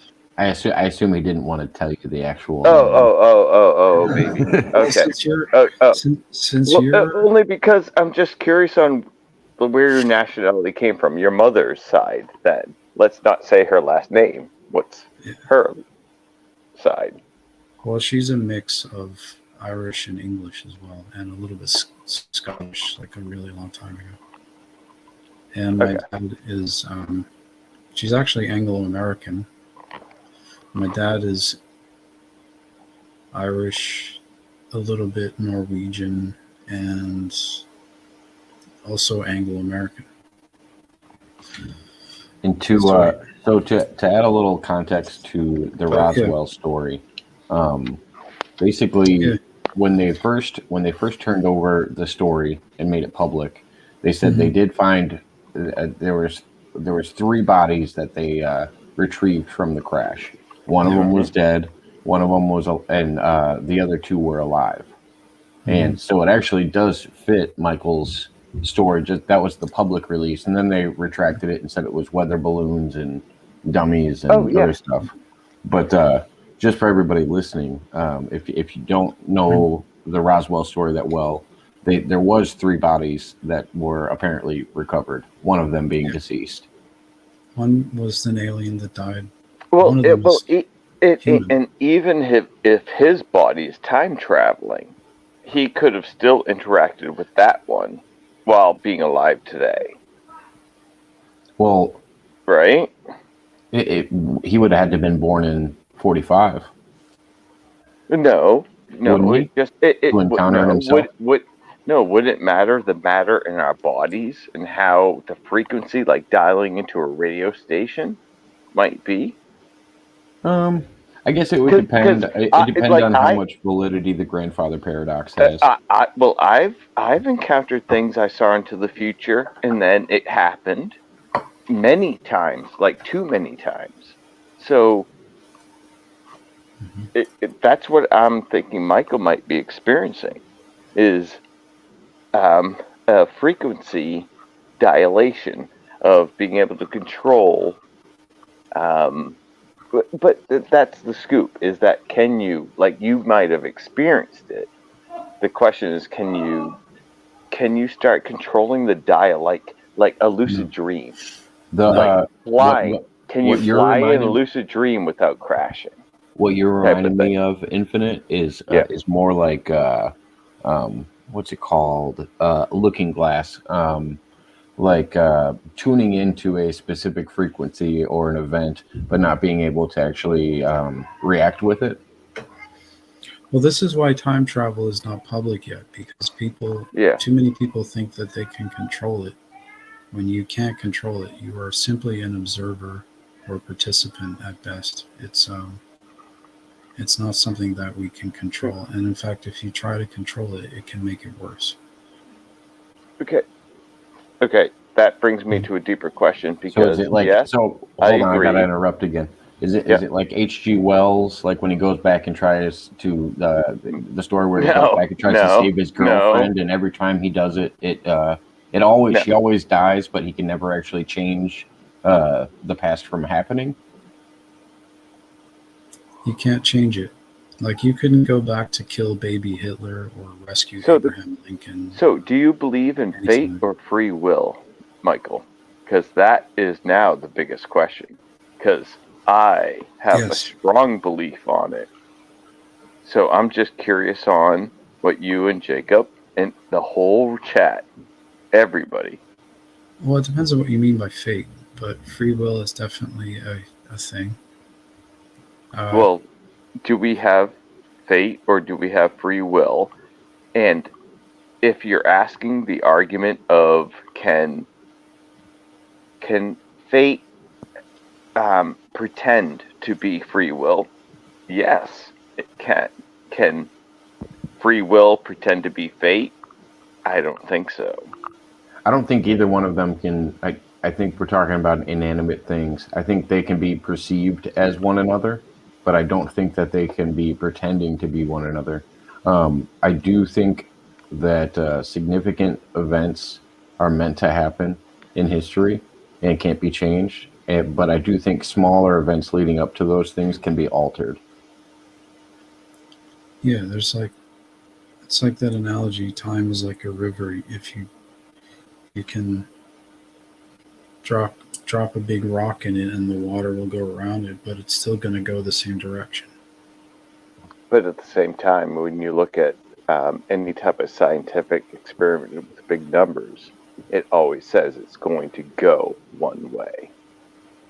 That's the problem. If you deal with big numbers, in which we are, humanity, all the time in space, big numbers, yes, it will seem random or it will seem coincidence, but it's always going to be the same way. It's up to how you deal with it. But that's the same how thing I that look at Michael it as a just said. human.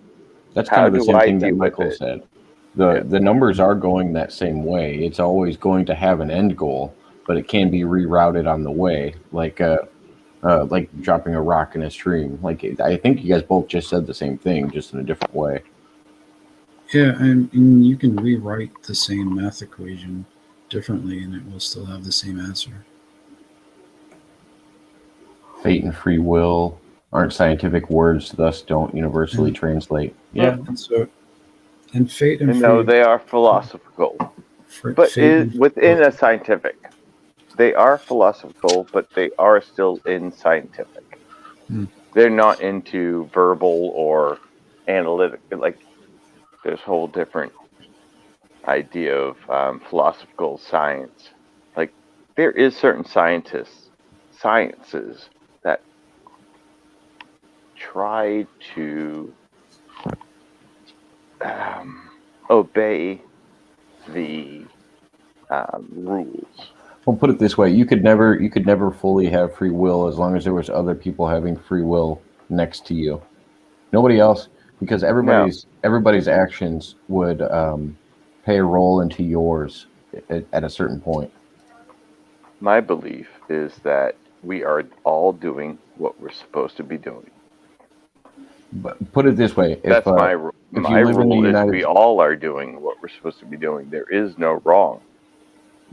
put We're it all this way, doing if- what we're supposed to say be you doing. were say you were living in the United States and the president decided to go to war, regardless of if you believed on it, you would be stuck making decisions about that you prior to him making that decision or whoever the Yeah. leader was making that decision, you wouldn't have you wouldn't even have thought of that. So that's other people's free will always impose on your own. So you would never actually truly have free will. You would always be um, reacting to the decisions that other people made or other things happening around you.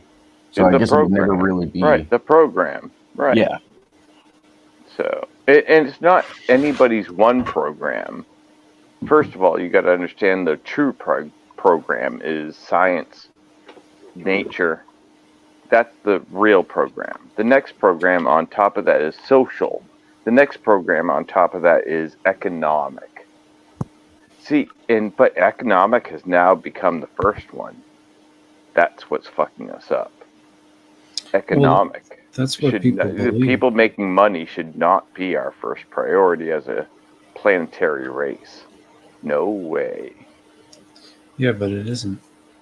Well, it's up to us to Micah, if you're in the chat, you're probably buy less, and recycle more. Fuck Micah, them. Micah, who's in the chat. Oh, sorry. Can I say you're that? Fine. Sorry. No, you're fine. I just wanted to let the person know in the chat they're probably on the smaller YouTube channel. If you go to the other one, there's 6 or 7 people watching on the other channel.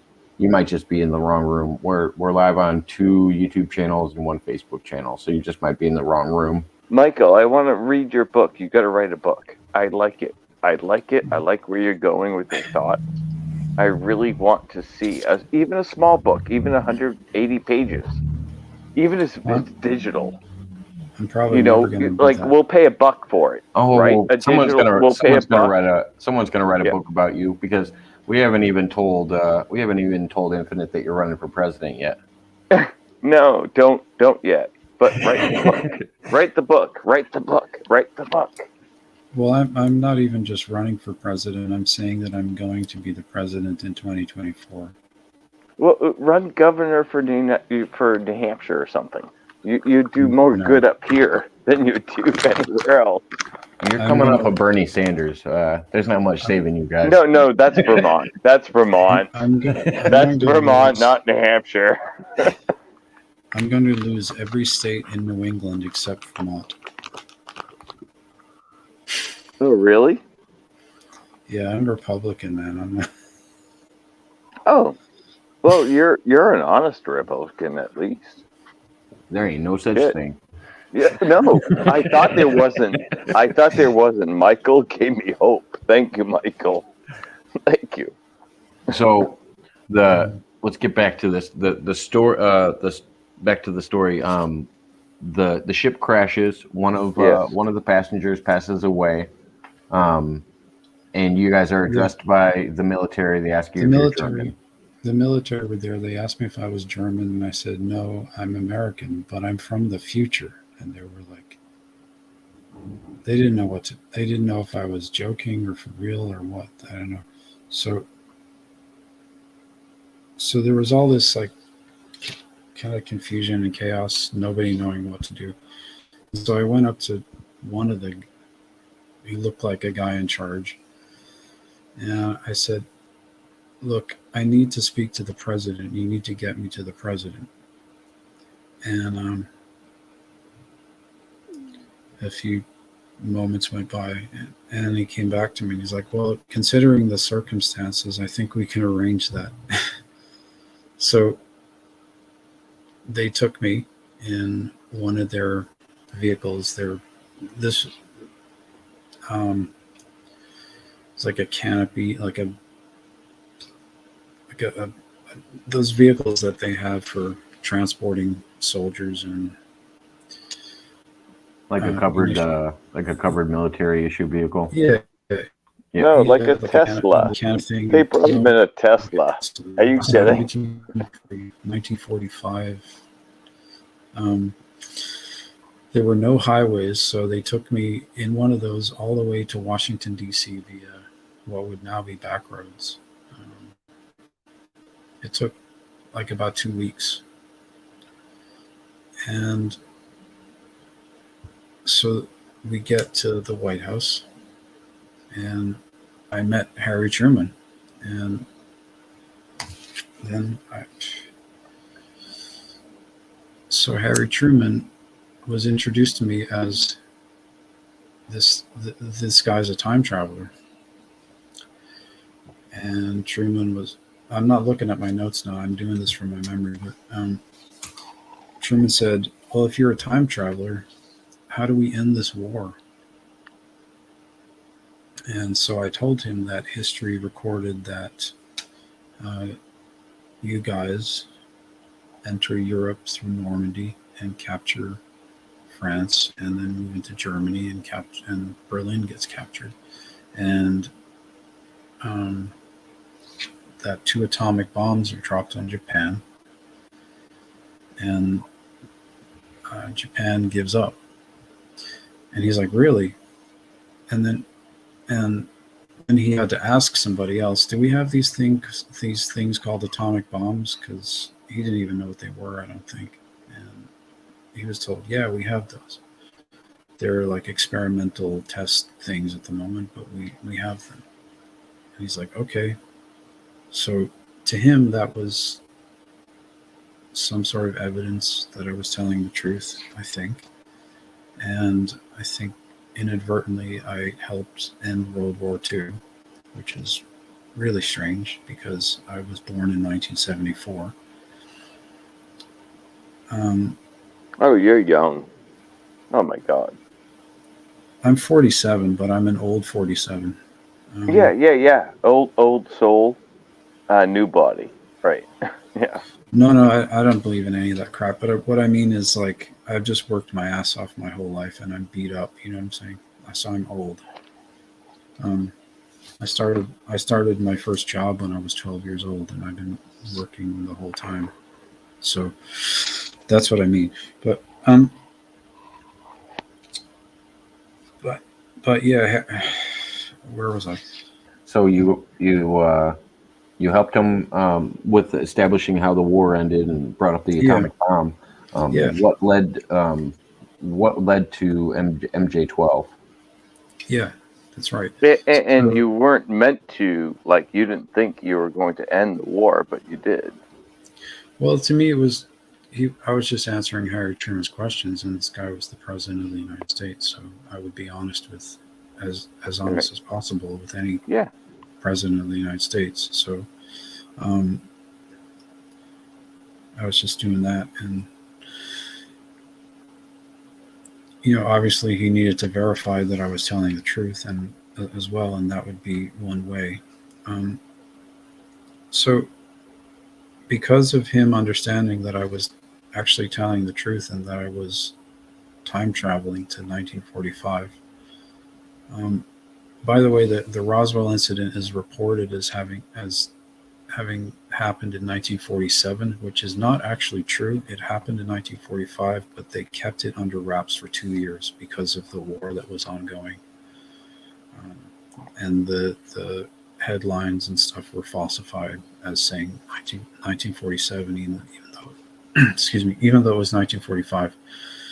Um, so, because Truman knew that I was telling the truth and I was still hanging around in Washington, um,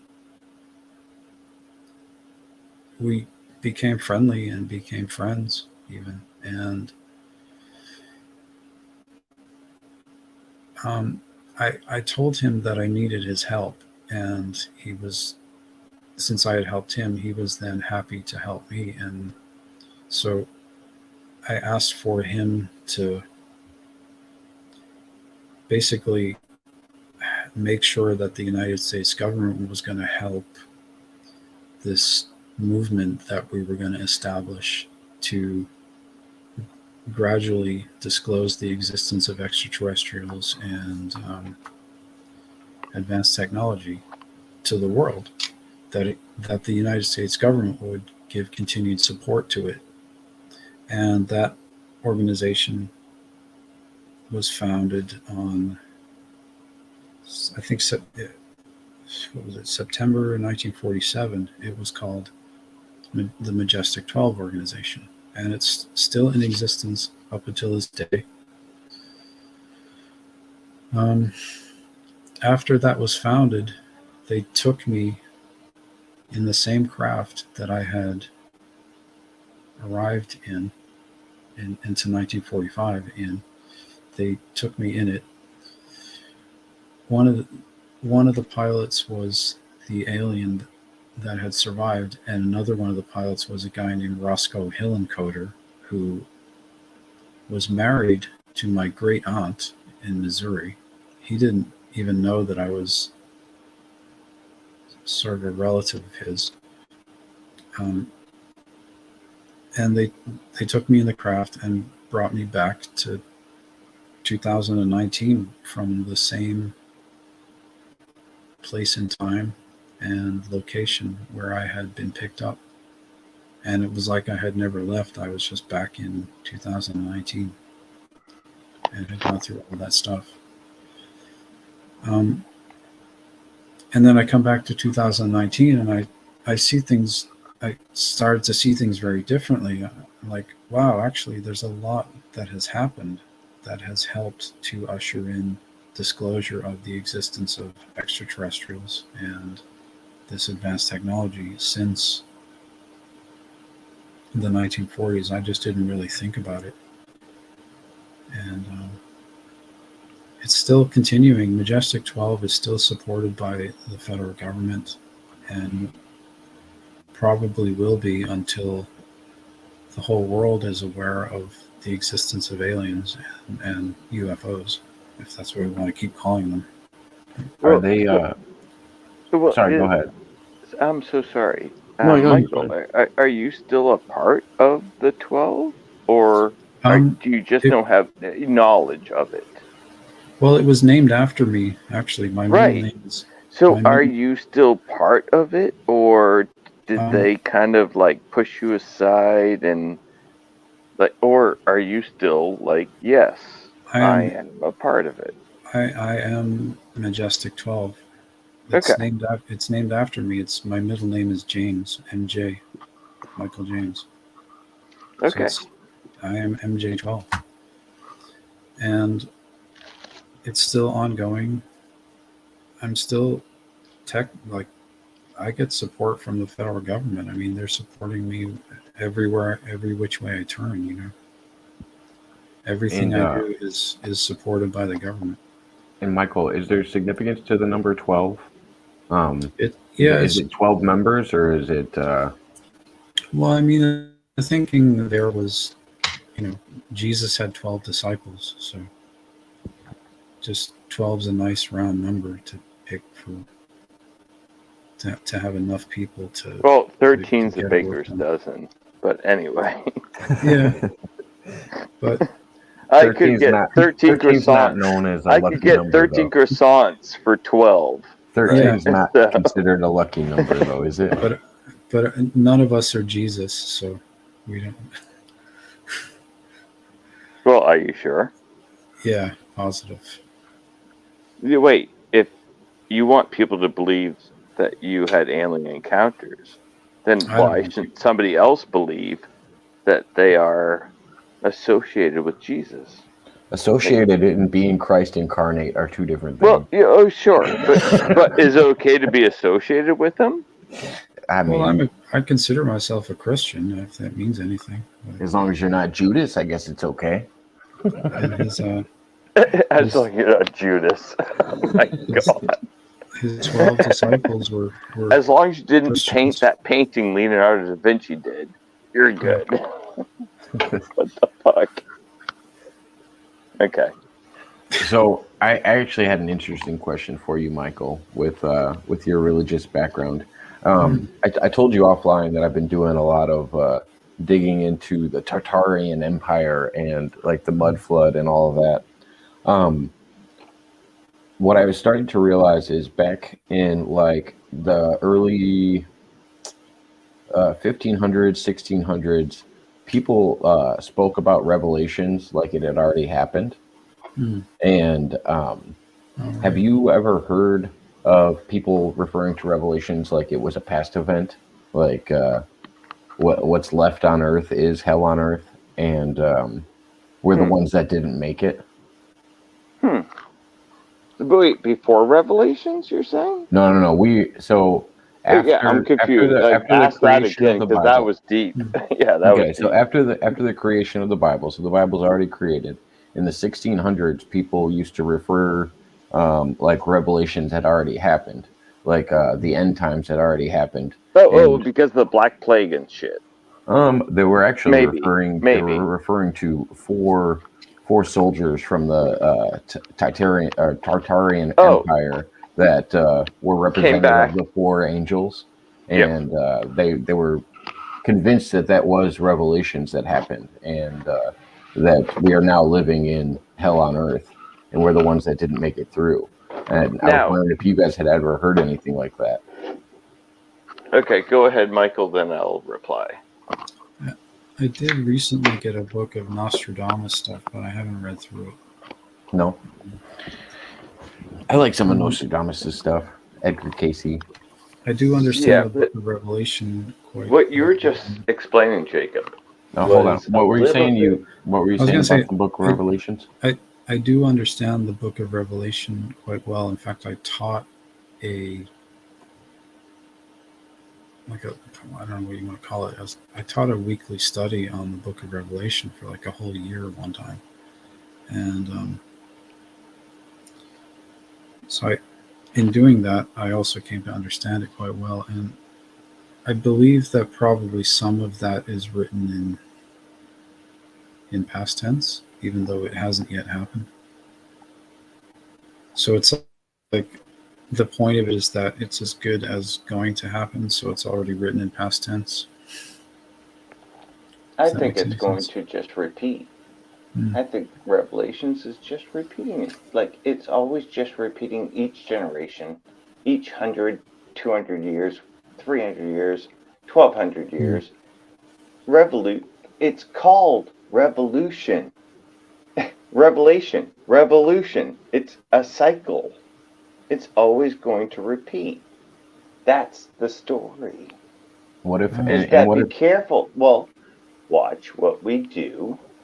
Watch the repetition of, again, just mm. watch what humans do every day. Watch what. So, again, okay, so when you guys were just talking about Jacob, what did you bring up?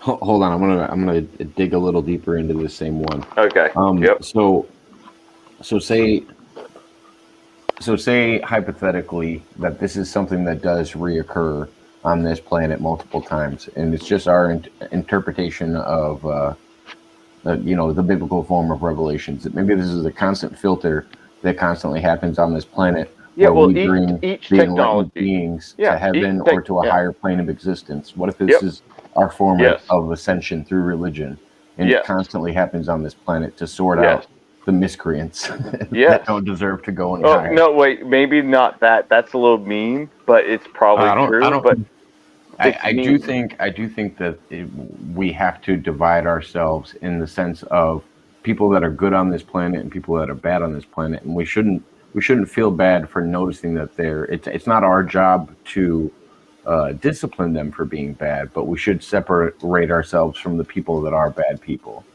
Well, the question is, who do we find bad? Because I'm poor, so I find myself bad, so I'm not worthy. While No, no, Amazon is making billions of dollars and not fucking helping anybody. I But don't think. I would help you guys in a heartbeat, But right? I don't think So, income is based on no, I'm your just income saying, isn't think of based on that how good you dynamic. are. Well, think of that dynamic.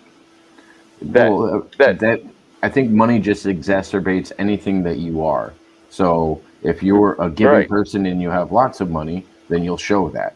If you're a giving person and you have no money, you'll still show that. Yeah, but we still buy Amazon. Well, that's And so because we're people like still paying into the opposite power that we want. to. You still Michael, you buy. totally get it, I right? know Michael will tell you to get Bitcoin. I Yep. already know what Michael's going to do. He Get knows what I'm talking about. get Bitcoin, some expensive watches, No, nice no, glasses. no. Michael being humorous. I love it.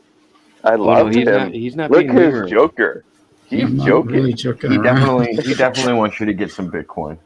You should get some Bitcoin. It'll make you rich. It's going to be Michael 200 grams. Bitcoin. Macintosh. Yeah, it's an Apple. It's an Apple coin. Oh, that's a Well, lawsuit waiting to happen. that's another thing. The Macintosh computer was actually named after me. But Yo, so is Jesse. Jesse's named after me. Jesse Ventura. I don't know. The famous Jesse's you've ever known is named after. Like I have, what do they call copyright on that? You have copyright on the name Jesse? No. I feel like Jesse James had you beat a long time ago. Jacob, I had your name. God, the Bible, like with the Vatican. Jacob, the Vatican has your name already. Yeah. Like every time Jacob is used, they're getting paid. Jacob, held by the heel. Michael too. Held by the heel of Isaiah. Something like that is the definition of my name biblically. Well, that's why we're going to invade the Vatican. And, are we? Can we take what's rightfully ours? Can we really? Like go OCD on the Capitol, like we did that, but do on the Vatican. I kind of like it better on the Vatican than the Capitol, by the way. Weirdly, I Well, rather. Are you I comparing rather. Are you comparing the insurrection to Yes. Michael's storming of the Vatican? I'd rather do the Vatican. I'd rather do the Vatican than the Capitol. Yes, or I any mean, government. if we Wait, invaded listen. Kuwait, The Iraq, Vatican is a country within a country. Think about it. It's a country within a country. They have like it now. Native Americans in America, they deserve it. The Vatican, they had control over the whole world until we brought them back to Rome, and then we Wait. said Hold on. stop. Back Yeah, up a we little said bit. stop. Back up a little bit. What do you think the Native Americans deserve? Say that again. I said back it up a little bit. What do you think the Native Americans deserve? Oh no, what I'm saying is that how Americans, when they came over to the United States, we controlled the Native Americans into little pockets.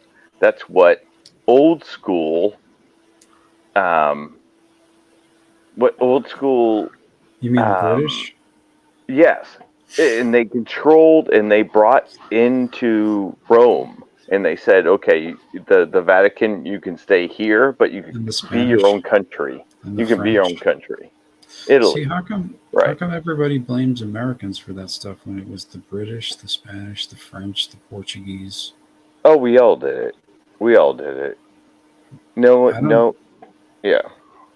I Well, don't know, man. and for me, what happens next is that these quote unquote third world countries need to develop, which means we need to be more aware of how we spend and how we burn our energy so that they can develop kind of like we had.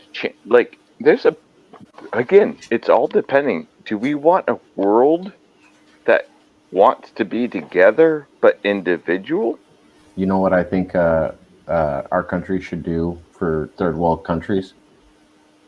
Leave them the fuck alone and let them grow on their own. Introduce ourselves to them when they want to be introduced to us. We When need to they stop. We ask, need to stop yeah, pushing Christianity in the Middle yeah, East. We need to stop fucking doing yep, all yep. the bullshit Hey, that America likes to do. right. America just needs to worry about America most of the time. It's just like friendships. Jacob, if I asked you to help me, or if I asked Michael to help me in a certain way that you guys I knew would help me, that's what you're supposed to do.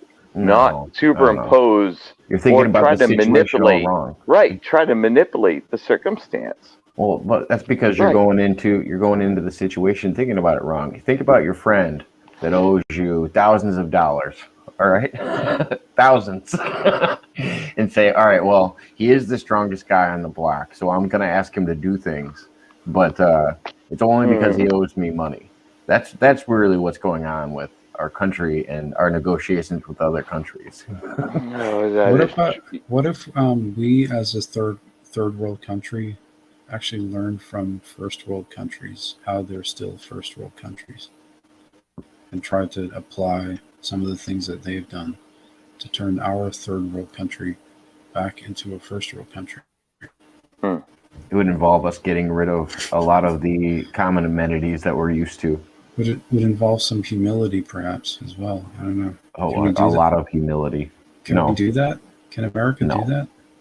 American doesn't know how to spell humidity or God, humility, much less say it. Can we do that? I'm No, okay with it. I know, but would the public as a whole be okay with it? No, No, no no, way. right. But um, in other words, I'll sacrifice myself for somebody. Like, sure. Like, but not to the point of sacrificing myself where my death is more. No, maybe not. I don't know. But the whole idea is that, again, if someone needs to borrow a cup of sugar, then fuck yeah. Oops, sorry. No, you're fine. Sorry, Jacob. You're good, man. You can swear. It's okay. I would just Sorry. recommend a keto diet. Cut all the sugar out of everything. And say the government wants you borrowing sugar. I eat a very healthy diet, believe it or not. Get I rid of that cook sugar everything. crap. I make my own everything. Yeah, I'm not very. I don't go and buy processed crap. Not even like salad dressings or any dressing, even ketchup. I rather make my own because I know what's going to go in it. Yeah, And it's easier. it's simple. It's simple. People think it's so hard. That was because people were like asking me the other day because I'm like on a weird diet kick right now, and I'm doing a diet thing with Wonkaroo from the chat, and me and him are doing this workout thing. We've been doing. I think we're almost 20 days in, and they were like, "Oh, how do you do this diet? How do you keep up with it?" I'm like, "You can start out simple." I was like, I started out simple. It was just cutting sugary pop out of my diet. Like it started out with because I used to drink 2 liters of pop every day, like Oh, shit. multiple 2 liters of pop, and I'm like, God, the amount of sugar I was taking in on a regular That'll give you basis. gallstones, you know. You Oh, know that'll gosh. give you gallstones. Luckily, I never had any kidney stones or any of that. Ugh. But yeah, now I'm at a point where I've totally cut out. I have my splurges every once in a while. I'll wake up in the middle of the night and eat a sleeve of cookies. But A sleeve of cookies. oh yeah, Wait, talk about cookies. Okay, we got to know. any Who's type of everybody's favorite cookie? what's everybody's favorite cookie? Yeah, yeah, I got to know. Diabetes, sorry, people. Wicked sorry. But Bacon, eggs, fish, bacon, eggs, fish? What? steak. That's a cookie? What else? That's about all I'm eating. Bacon and eggs for breakfast. But that's not a Fish cookie. Stay away from fish, Michael. Too high in protein. Steak. Stay away That's from a good fish. thing. No. You want to have a good if you're otherwise you're I want to make him a good club sandwich. the He needs definition. a good club sandwich. Yeah, that's what he Bread. I have to say I haven't had bread in 10 days. I haven't had bread in a long time. I haven't had. I think I'm down to 7 carbs a day right now. That's about all I have, and they're all fiber. So why are you going so lean? What's going on? No, Jacob, why are you going so lean? Basically, I realized that sugar is a drug. Well, yeah. To do my diet. So that's the only difference. So that's the thing that you're doing. Well, yeah, I breathe better when I'm not Yeah. taking in carbs. I didn't realize I might even have a gluten allergy for all I know. Yeah, but I can probably. actually breathe better when I don't have bread and sugar all the Yep. time. You don't have as many allergies. Yeah, my body runs on Yep. my body runs on a different fuel source than yours does, or anybody else on the everybody's, planet right. that's not on keto. Because even what's the it's not carnivore diet. The carnivore diet is just meat, but if you're taking in more protein than you are fats, then what's happening is the protein also gets broken down into your body as sucralose, and it all turns into sugar. In the same, if you're not burning off the protein that you're taking in, that's why I say I avoid most seafood. I like seafood a lot, but it's higher in protein than it is in fat. What most religions would consider dirty meat are higher in fat, like pork. So you're eating a low sodium, high protein diet, which is the healthiest. I'm eating a high fat diet. My second intake Well, is I protein, hope and then my third non-saturated. intake is no processed fats. Right. So you're talking dairy and fats from meat. Yeah, again, Wayne just had a heart attack. He's on the same exact diet. Yeah. Well, I mean, and I didn't know Michael was doing it. It's a smart diet, though. When did you start doing it, Michael? Yeah. Let's see. A while. Yeah, it's been a while. I don't know. I did it started mostly for my brain. Yeah. Because I realized that I needed to help my brain work better. So I just cut out like everything. Just I stop. I was I used trying to to like. explain to somebody the keto What? diet the other day, and Mhm. I don't call it the keto flu anymore. And everybody that's keto, I try to tell them not to call it the keto flu anymore. The beginning when you join the diet, they have this period called the keto flu. What it actually is it's withdrawal. Your body's going through withdrawal from sugar, Yeah. and you start like puking and you get diarrhea, and like your body is just draining itself because it wants sugar so But bad. for like a week or two, only a week No, or like two. 4 days or something, like 3 to 4 Right. days. Okay. Yeah. It's a week or two before your mind says, "I don't care about this anymore." Oh yeah. It probably takes a week, and then your hunger goes away. You're like, Hmm. I was trying to The explain to people how I cravings, never get hungry. right? I was like, no, I probably eat one meal a day, but it's huge. Like I'll eat, like I think I ate 6 cheeseburgers today, and I don't remember what else I had, but I eat like crazy amounts of food. So, Michael, you were talking about yours. Yeah. Well, my wife got me into that. I like ice cream and spaghetti and stuff, but I don't touch any of it. You know what I mean? Like, You know, it's I Michael. It's very good to vegan. cycle off too. Every once in a while. Go have a pasta dinner like once every 30 days because it makes your body have to adjust. Um, and it kind of shocks the system, like because you reach plateaus with dieting. But yeah, I love the keto diet. But I heard you're not supposed to stay on it for forever. But I don't know. I don't know the long term effects of it. It's kind of new. yeah. Well, my wife has been full on carnivore for like 3 years now, Nice. and she had pretty serious health issues since she was a child, and they've virtually gone away since she changed her diet. So it's kind of amazing. I've heard keto, paleo, and carnivore seem to be the most beneficial for people because you're getting to the simplistic side of diets. You're not eating processed food. Hmm. I still like fish Now, though. I want to see if Michael can channel a little bit of memory of how should aliens eat? Like, however they ate, should we eat this way too?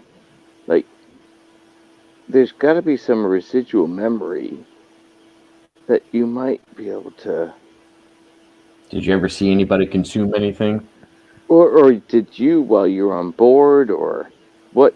Yeah. Like, but would you even like I said, he could even just, you know how you hang around with somebody enough, you start learning who they are and their tastes and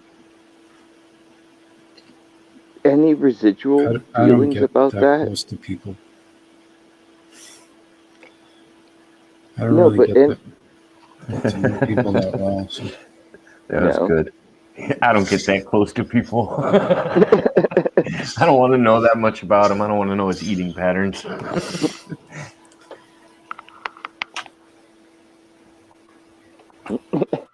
But yeah, no, I've always wondered that if there's some kind of like because I would assume that food becomes obsolete if you become like an advanced race of beings. I assume whatever you lay down in to regenerate yourself at night, like what we do for sleeping, I assume it would nourish your body, Ugh. whatever.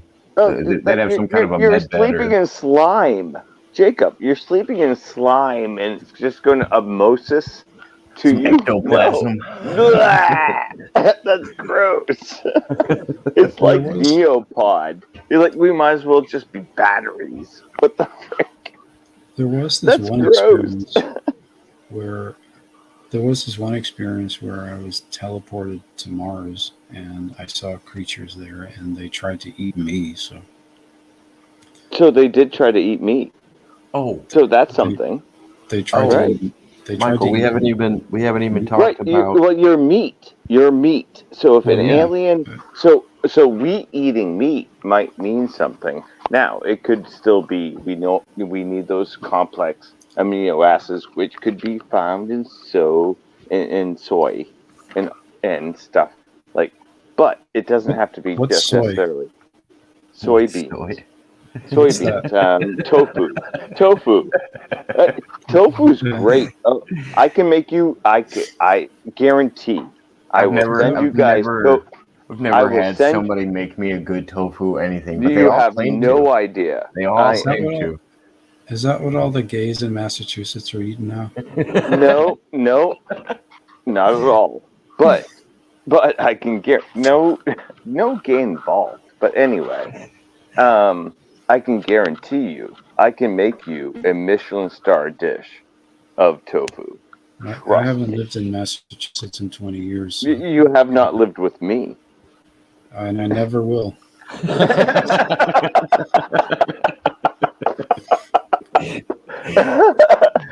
Brilliant. But Michael, we have to get into the story with the creatures on the surface of Mars. Who you went there with? We haven't even gotten into that yet. Well, This is gonna blow Jesse's mind a little bit. I've talked about that before, but like when I was 4, I was well, my family were living in Calgary, in North Montana, Hmm. and yeah, I was in kindergarten. I was just a kid. I was like 4, and one day I was in school, and these guys came along, and they were dressed in suits, and there were, how they depict the men in black with like these two guys in suits and blah blah blah. There were more than two of them. There were a whole team of them, and the principal of the school uh, basically allowed them to take me out of the school and bring me to this, like, a warehouse, which I found out later was on a joint U.S. Canadian Air Force base called Lincoln Park, which is where I lived. Actually, it was like just next to where I lived in Calgary. It was the first ever joint U.S. Canadian Air Force base after World War II, and there's a warehouse there, which I found out has also recently been turned into a supermarket. But Whole Foods. Sorry. yeah, something like that. But in like 1978, which was it must have been around 78, maybe 79, possibly even 80, I guess. So I could have been 5, maybe even closer to 6. I Is was this there at for, 999? Is that what you're talking about? well, yeah, from Calgary, I was teleported to El Segundo. They had these teleportation station things where you could walk through them, and next thing you were in some other place. And so they checked me out, put me through that, and next thing I know, I'm in El Segundo, California. I didn't know I was in El Segundo. I had to do some detective work to figure that out. And I'm with these two guys, and they introduced me to this other guy who's like a young man who I found out later was Barack Obama. Um, and he and I were then part of a buddy team, and we went in this building that was there, which I found out is now like a video game company, something. Um, but in those days, it was just a big office building, and we went up to the top floor, and there was this woman we met there who I found out later through detective work that her she is a woman named Regina Dugan who worked for DARPA and was a founder of Facebook. Um, Yeah, she's a very influential woman when it Yeah. comes to social media today. Yeah, Jacob, please Yeah. keep this available. I gotta rewatch this. Oh yeah. Yeah. So Yeah. we were on a. It must have been near the top floor of this building. Myself, Barack Obama, and Regina Dugan, and there was an elevator, and we went in this elevator, and it went up. And I don't understand how this worked because I'm not a technical. I'm not a very technical person. I mean, I'm basically one step above Neanderthal when it comes to a Yeah, lot of the stuff. only way I get my Hmm. plant to work is with Willy Wonka's. I couldn't do it on my own. Okay. What? What did you just say? Are you high? What did I just miss? No, Oompa Loompas. Oompa Loompas is the only people I Right. trust to run my factory. Oh, okay. fucking- No, I thought you said. Oh, right. I thought you said something else. I'm okay. Oh, wait, I see- who's I in see the what you're saying. background, Jacob? That's laughing. That was me. Oh, Well, we took this Okay. elevator, and somehow this elevator took us to the surface of Mars. So we teleported to Mars, and we were in an underground cavern on the surface of Mars with like tunnels and like gang boxes, like you're on a construction site or something. there was construction. I don't know. I don't think anything was being Is this built. But past there or were, present? Like that's the scoop too. Is this? Are you seeing something in the future? Or are you seeing something behind? Like, well, is there something underneath, There's or if, are you seeing the future and you're seeing it happen? infinite.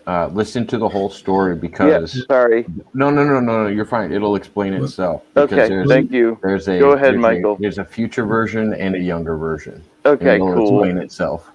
well, in my life, it I want happened. this written in a book. This is awesome. I'm not going to write a book. Might be a good script too, a movie script, by the way. It Go on. probably is 1,000 movies No, already. it's smart. It really is smart. But go on. But in my life, it happened in, I think, about 1978, somewhere between 78 and late 79. I don't think it could have been 1980, but yeah, but there was this cavern. It was underneath a rock that's on the surface of Mars somewhere. I don't know where on the planet. There were gang boxes, like to store things in, like you're in a construction site. There was no construction going on. They were just being used for storage, right? To clarify that. And so I was there with Barack Obama. I didn't know his name or anything. I had to find out later who that guy was. He would have been about 19 at the time, and And was So- Regina on the surface with you guys, or she was just back at? no, she stayed in the building and was just sitting at a desk, basically, probably doing security work or something, like making sure that nobody else came in or whatever. I don't know. But, Okay. I remember we actually had to sign in with her. I don't know what name he used. Maybe he was Barry Soetoro then or something. I have no idea. But yeah, so I was asked to kind of. I think what happened was he gave me an envelope and it had like coordinates in it or something, and he was talking to somebody, but it was like he was radioing to somebody, Okay. and I was asked to focus on these coordinates, and so I did that, and because I did that, I was then able to remote view these coordinates and figure out what was going on at this particular place. I don't know if it was close by or far away. I assume it was probably close by because I can only remote view things that are fairly close to me, not really far away. Um, so I was asked to remote view, and that time he he reported. I think actually he was speaking into a tape recorder, a recording device of some sort. That's who he was speaking with, and so it wasn't actually a person. I think he was actually recording what he was saying, and I probably just thought he was talking to somebody, but he was talking into a tape recording device of some sort. Um, that's what it was,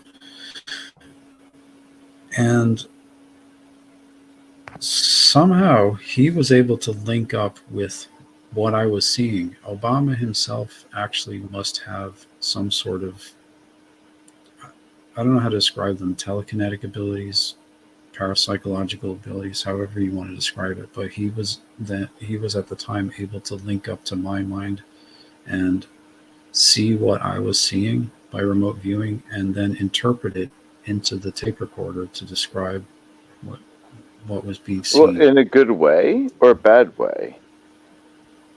Like And if that happened, I'm trying to get your interpretation. Was that a good feeling or a bad feeling? I don't know, is that relevant?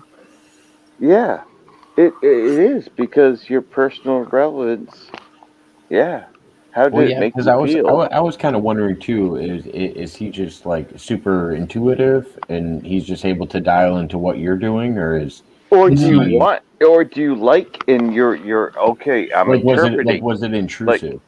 Like, was it right. intrusive that he was seeing what you were seeing? You know what I mean? Is it something you like granted him access to, or was it like, oh, he's seeing inside my head right now? Well, I was only a small child, so I had Yeah. no frame of Right. reference to any Okay. of this stuff. You know what I mean? It's like, okay, this is what life is. I don't know. I had nothing So to. you're just pure experiencing it. Okay. So Um, another question, like going up to that though, did you mhm. guys have any small talk in the process? He was never like, "Hey, my name is Barry," or the other people there were never introduced themselves, or were like, "Hey, have you been here before?" Or No, like there was no small talk on the way. no. The only thing that I spoke with anybody about was when I was still in my school, and these guys in the suits asked me if I wanted to help them with something. And me being a little kid, I was like, yeah, sure, I'll help you. What do you need help with? And so they obviously knew that I had these parapsychological abilities somehow. I'm sure I had been tested by my school or whoever to to find that out. And they asked me if I was Irish. I remember them asking me that, and I was like, "Yeah, I am." And that had some relevance on upon. Yeah, and then I got it wrong. I said Scottish or something. I got it wrong. Yeah. You Okay. said Well, Jewish. Oh, Jewish. It did. He does look Jewish. Yeah. But anyway. yeah, my red hair makes me look Jewish. What? I don't No, know how you're someone who Irish. looks Scottish. Jewish. The Well, Jewish you got to do people the accent. the Just Jewish do the people used to accent, and be we get it. the Jewish people used to be dark skinned. I don't understand how My how could someone look Jewish? really Jewish is, pale white skin, yeah. red beard, red hair. You're He saying definitely looks like he runs a movie company. Yeah, well, okay, so I do get some who is that director from the 60s? What's Right. uh no, this isn't an insult. No, What's his not at name? all. Um That's brilliant. Gosh, what's his name? You They should be reference him all the running a time. company. I can't think of Yep. his name. But you also give me uh the lead of Apple's vibes. Kitty. Kitty. I can't remember his name either. I know. Love. I I'm know. uh I'm drawing a blank right now. Warhol. Yeah, you give me Warhol vibes. Andy Warhol. No. Oh yeah, I think he does.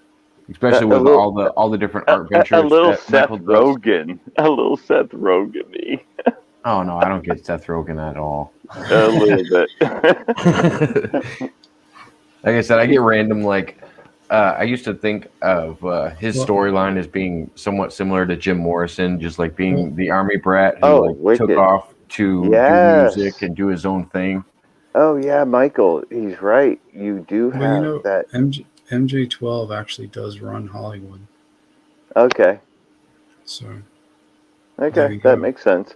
Yeah. Again, you need to write the story in a short story, please. It Like wouldn't work. well, put it this way: do you give me the right to replay this video? Not replay it. All I want to do is take your text and write it into a story and make a short story. I don't care. And Just don't sell it. I'll give you 50%. I don't want 50%. any money for it. It's not for profit. Okay. So can I do it? No, Oh. I'll sue you. Not for Well, profit. I was hoping to get your right, and so I could do it. Well, It's only 180 page. you're It's totally probably allowed to only like share. 60 You're page. totally allowed to share It'd this be video as fun. many times as you want, Infinite. Yeah, I know, but I want his permission. Or his permission to make money on it. I'll give him money. I don't care. He I doesn't don't Like, I want want don't you. care your about He money. doesn't making want to money make money either. on it. All I He care doesn't. about is spreading the message.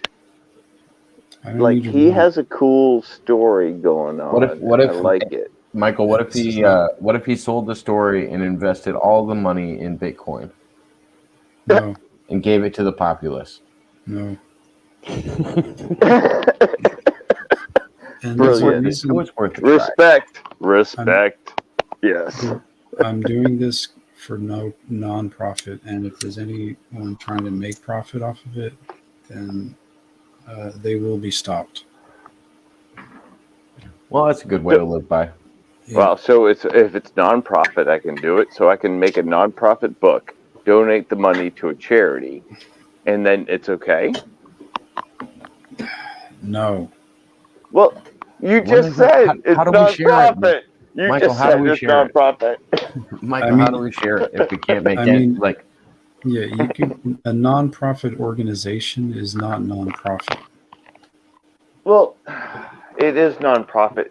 I'm poor. Trust me, it's nonprofit, but I can make it happen. Get a job. But oh shit! the Republicans showing. Oh my god! Get a job. Wow, that was mean. What? Get a job. What the hell? Everybody else has one.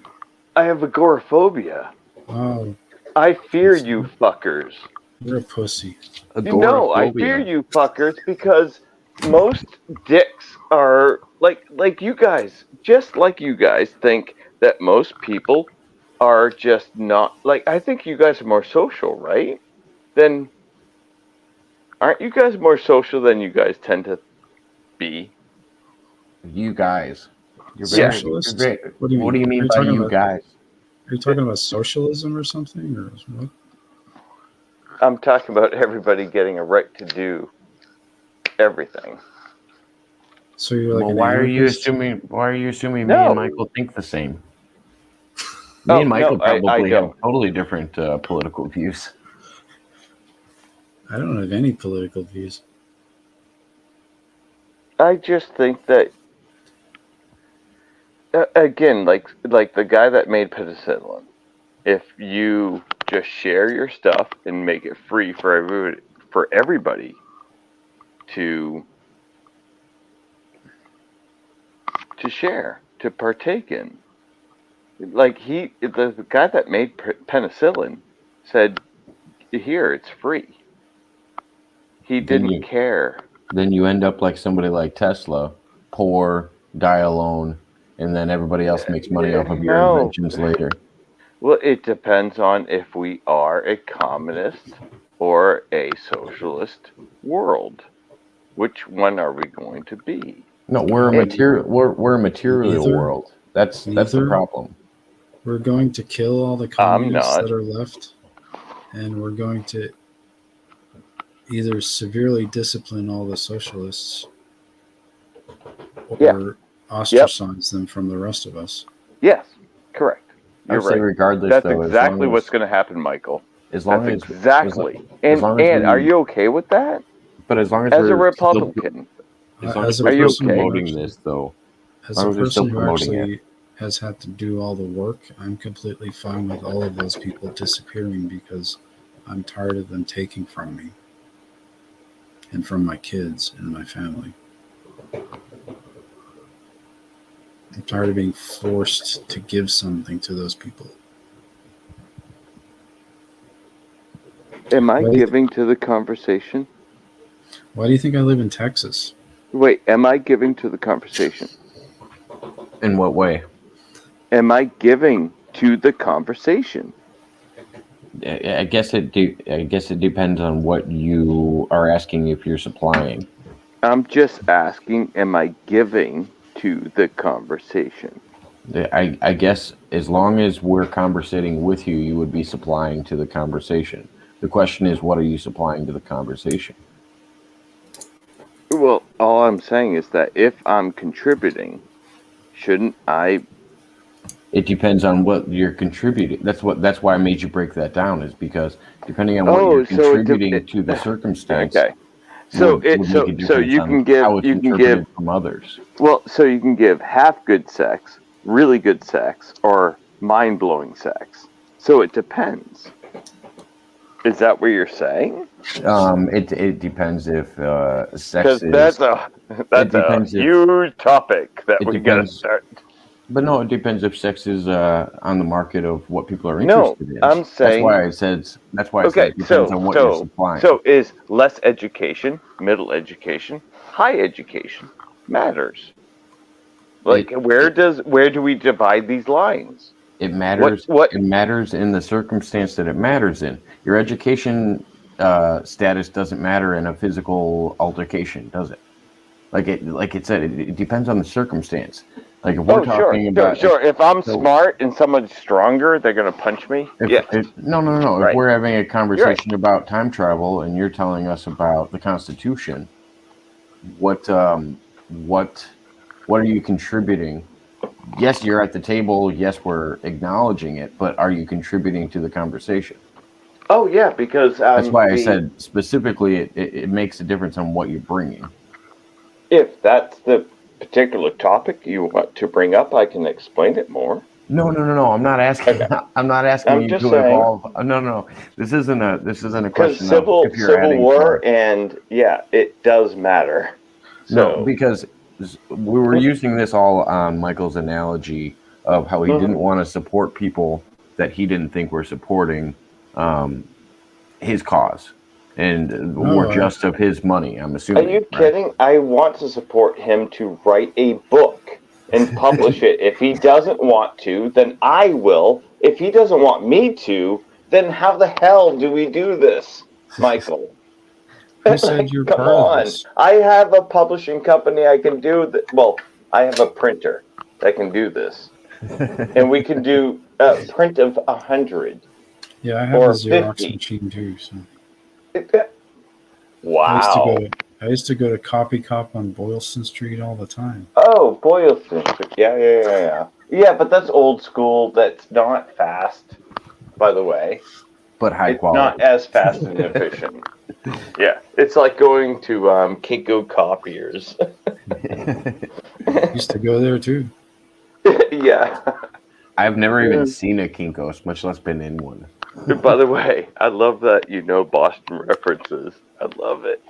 It's great. You're really cool. Yeah, Michael, didn't you I'm grow up from in Boston? Yep. Well, I'm from Boston, but I grew up in three different countries, and Military family or what? the immediate suburbs of Boston. Yeah, so military family. A little bit, but Why'd you move so much? Just curious. I didn't. my dad's work, Your dad what?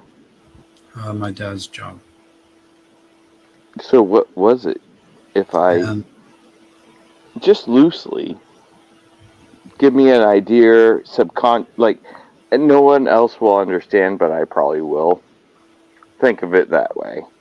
My Like, dad is intellectually. Yeah. my dad is an electrician, Okay. Okay. Yep. electrical engineer, I guess you could call it. Yeah. I'm going to be Okay. highfalutin about it. But Yeah. yeah, Worked for. we, Yeah. Yeah. we moved Let me around a let me ask bunch. you a deeper question. Are you proud of your dad's work that he did? Back in the day, yeah, he does. I don't know. I mean, it just paid the bills, you know. Well, Oh, really? I was because I was wondering if that had any connection to what he was doing and why you eventually left and you guys don't talk as Oh, much anymore. So I don't. I was curious if it had something to do with his career I don't choices think so. or Yeah, something I like don't that. think so.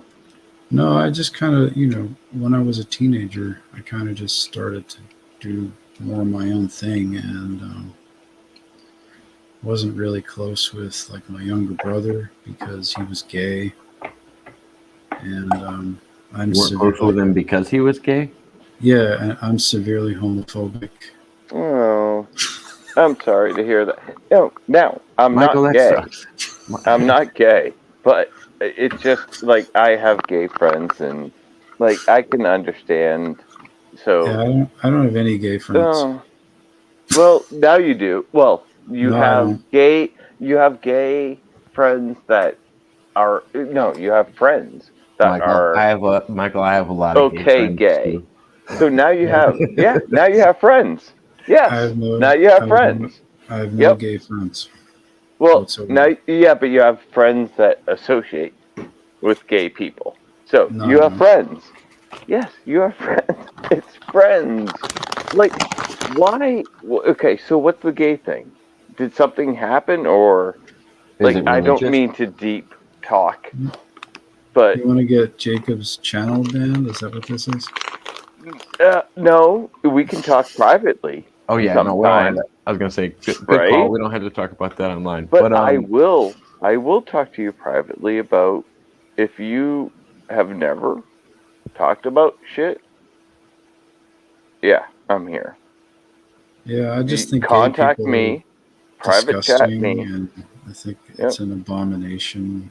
And I think the whole LGBT thing should just be so silenced completely. regardless of lifestyle choices, do you actually have a problem with the person? Um, well, I It's just just hard to understand I from can't his really point get of view. past the fact that they're Right. just disgusting human beings, frankly. That's an So, interesting view.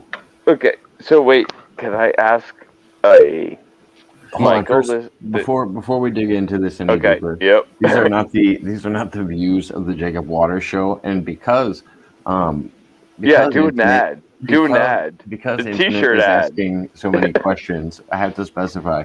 I have I have lots of gay friends. I don't have a Okay. problem with gay people, but I understand where religious people are coming from with their views.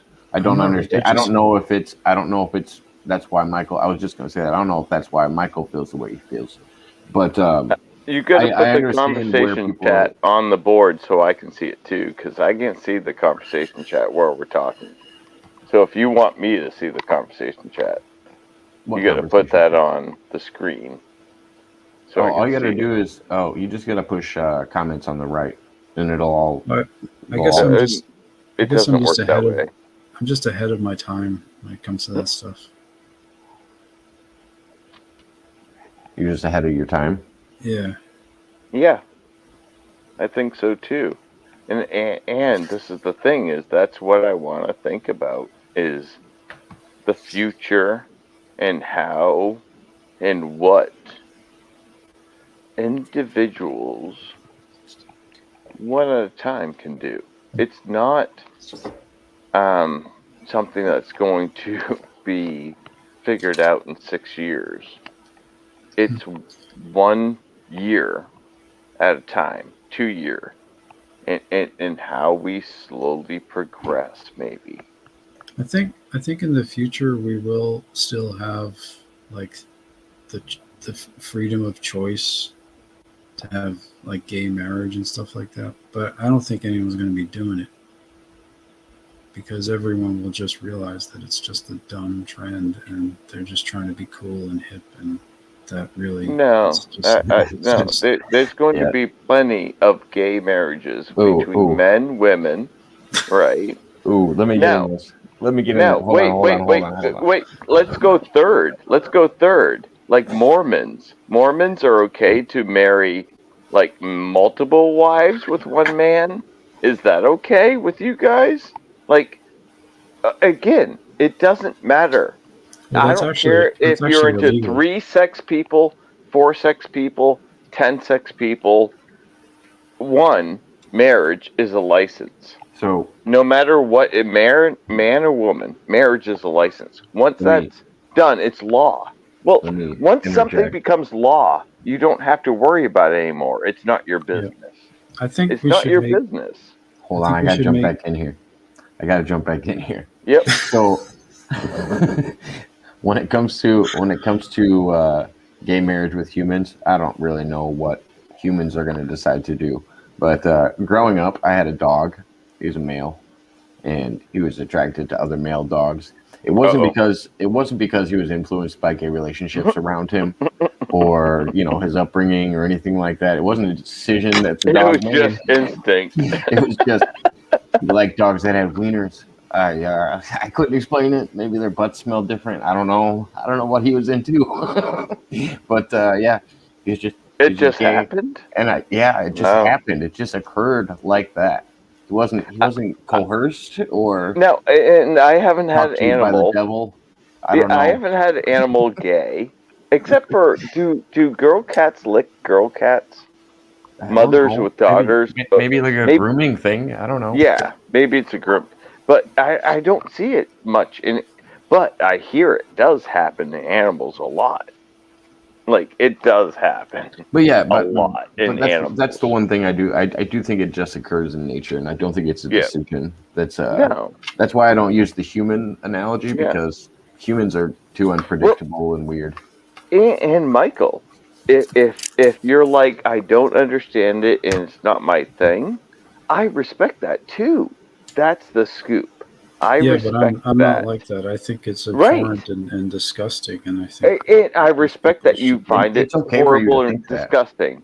Those It's people If okay should to. be we if you segregated from the rest of humanity, I don't know if if I you said came that. onto your like live chat, if I like came onto your C2. live chat, right, I would respect that your live chat probably would not want to say these things and I'd back off. I would respect, right? But the fact that you're on here defending yourself is Respect is earned. we need this. We need to have both sides of the story. I You think if know? people want to be respected, they should earn it. And yeah, And you've earned mine. I think you've done that Yeah. by Jacob, not you've earned mine. Dad. changing. You're not changing your views because we Yep. feel differently about gay marriage than you do. You know what I mean? That's what we were saying. Just that's Yep. what you said too. Respect. You Respect. should always stick to your stick to Yep. how you feel, and there's nothing wrong with making Nope. people sound out their ideas. That's what I like Now, about politics.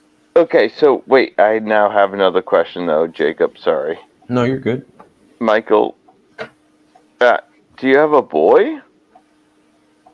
And do you feel like he's gay or something? I'm not sure now. You might be prying a little bit too much into Yeah, family. am I too early? Sorry. Wicked. Sorry, I will reject. Yeah, Redact. rewind that. Yeah, Sorry. Sorry, sir. No disrespect. I love you. I really respect you. I really do. I love your mind. Infinite. I feel like you use the word love loosely. You love a lot of things. Yeah. Yeah. Well, My shouldn't son is only 10, and he's not gay. Oh yeah. Probably not even close to figuring that out yet. He's not even hitting No, puberty as far as he has my it. puberty. He has it Yeah. completely figured out. He is 100% heterosexual. Oh, he's like my best friend's sons, right? Were like manly. Like, how do you have a full beard at 14? Like, what the? And so You know, that's what happened to my friends. I was like, wait, you your guys are thought more process mature is than I am. interesting. You know, Your thought process is so interesting. if people were never exposed to this ideology, it just wouldn't even exist It's not because true, it doesn't really exist. It's just an but it ideology. does. But it does, Michael. That's what I was talking about with my dog. It just happens. Hmm. It's not an Yeah, idea. but it That's why I was doesn't. making the joke that my dog wasn't coerced by other dogs. He didn't grow up around a gay dog mom and a gay dog dad or anything like that. He was just gay. He just was attracted to other male dogs. It wasn't because the devil whispered into his ear one day. It does occur in nature.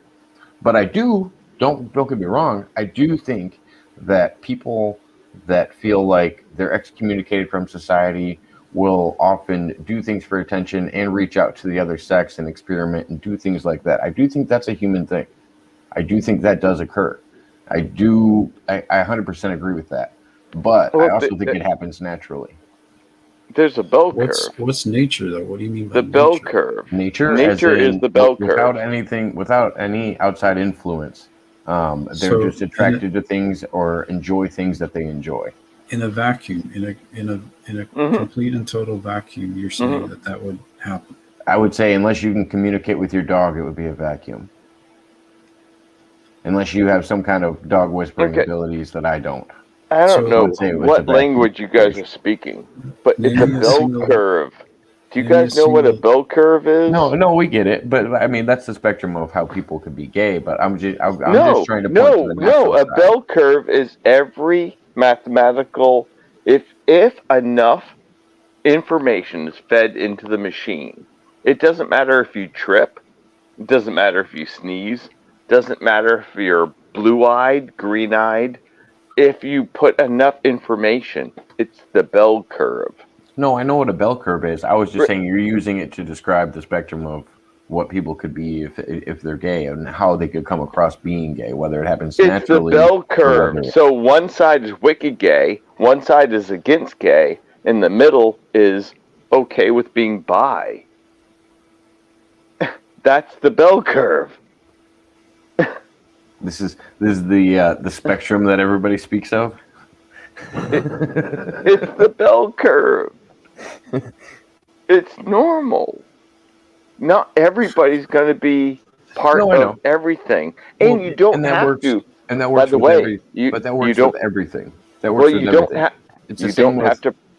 Michael. You It's the don't have. same with what you'd be attracted to in the opposite sex. Some guys are into smart women. Some guys are into attractive women. Some guys are You into don't have legs. to partake. You don't have to partake in every element of your bell curve. So, well, all as depending we on where your bell curve lies, like you might want to experience, if you're the type of person that wants to experience, then you do. If you're the type of person that wants to be safe and stay in the bell curve, then you do. Like, everybody just decides what they want to do, right? And we all encourage each other to do that. I don't think we all encourage each other to do that. I do. You should. I think it should. I think people should have their own experiences. Hmm.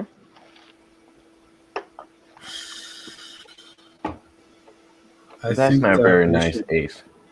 I think we should create. I think when I become president, I'm going to build like a camp up in No, stop. It's already getting bad. No camps. No camps. No camps. very like northern Alaska. Yeah, and you're gonna But want them to Just, concentrate there. just, No, no, no. just ship them okay, all up there. Stop. No, no, no, no, no. Get Stop. Michael, No, get rid of Michael. get rid Michael. of AIDS. Write a 180 book story Get rid of in the pedophilia. next 3 days, right? Nope. and then make it somehow publishable, whether you get it written or whether you get it just posted like through digital, or but make money on it, because You're missing the point. I think you yeah, really missed the point that it would be silly for me to do that because the Majestic 12 organization is already doing what I'm talking about. So there's no point in actually writing about it. It's because it's already happening. It's not going to, like, another book is not going to make any difference.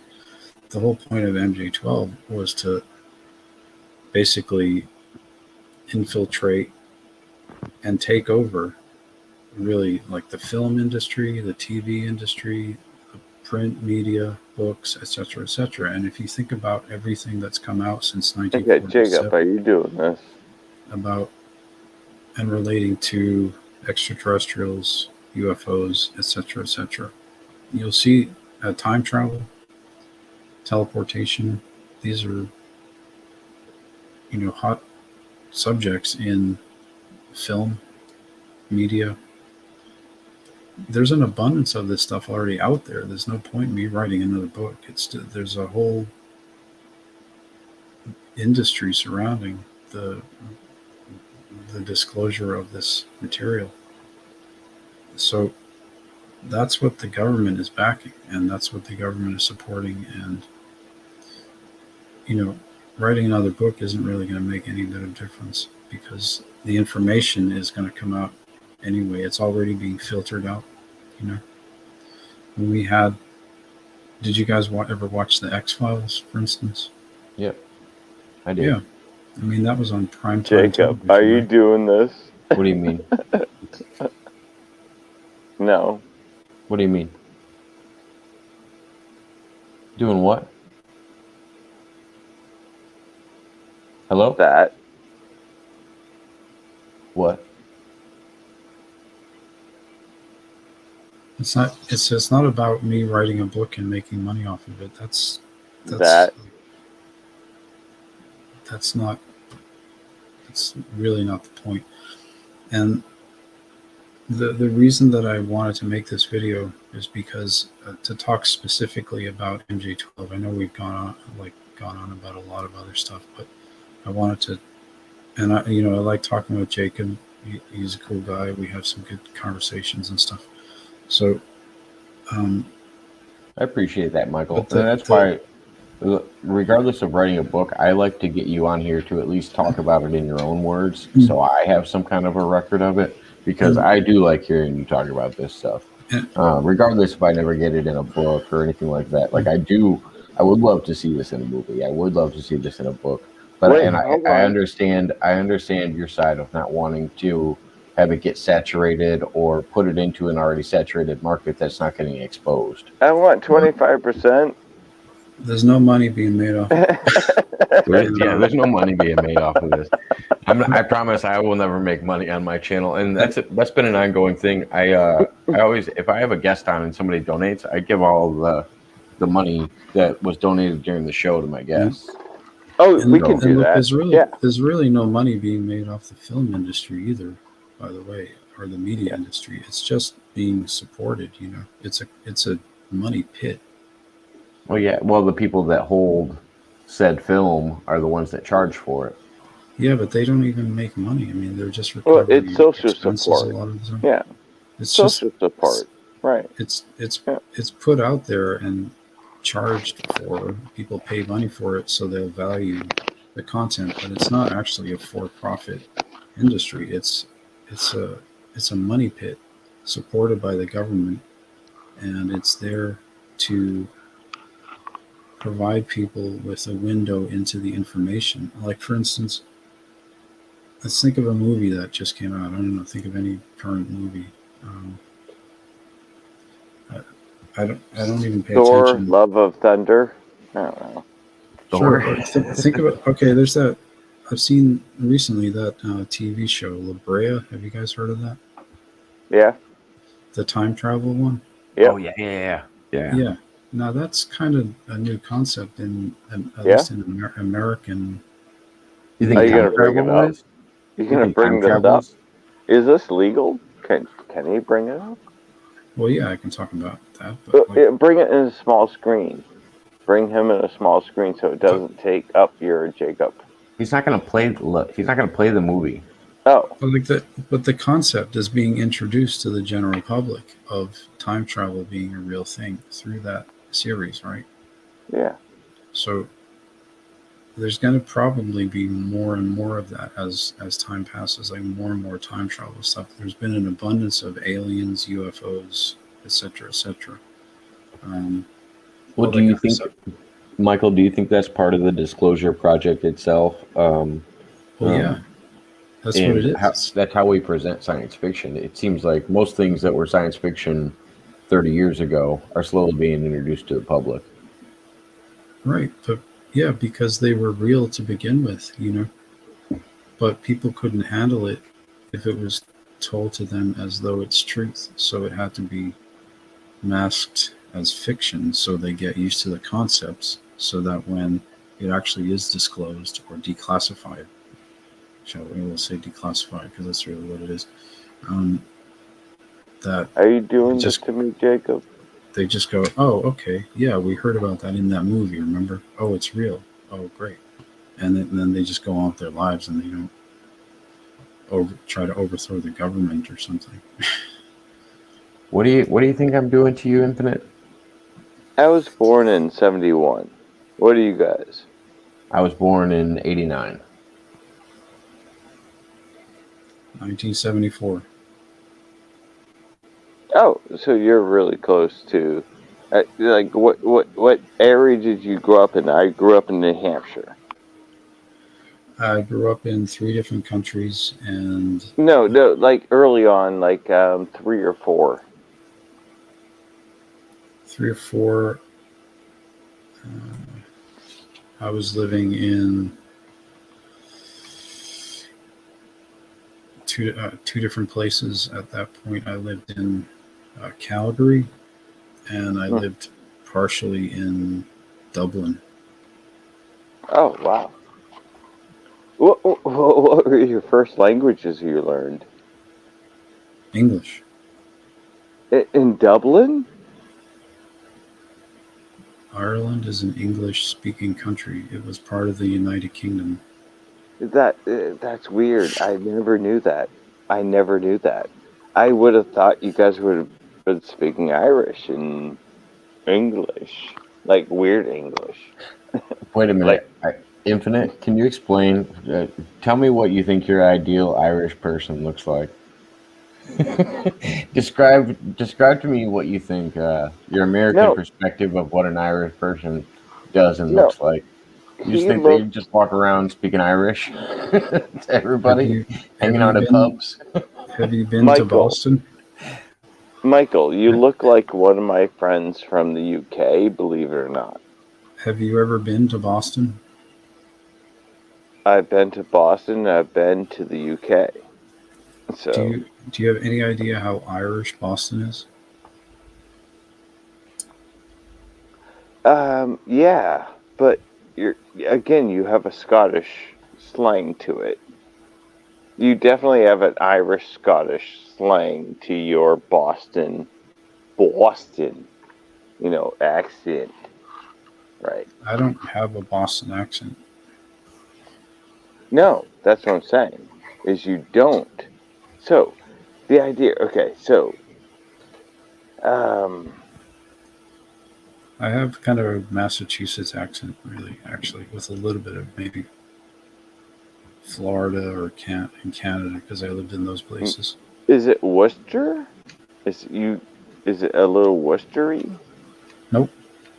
Okay. I just think it's a lack thereof. He North doesn't seem to Shore. have an accent at all. North Shore accent. North Shore. Yeah, North Shore. Okay, yeah, right.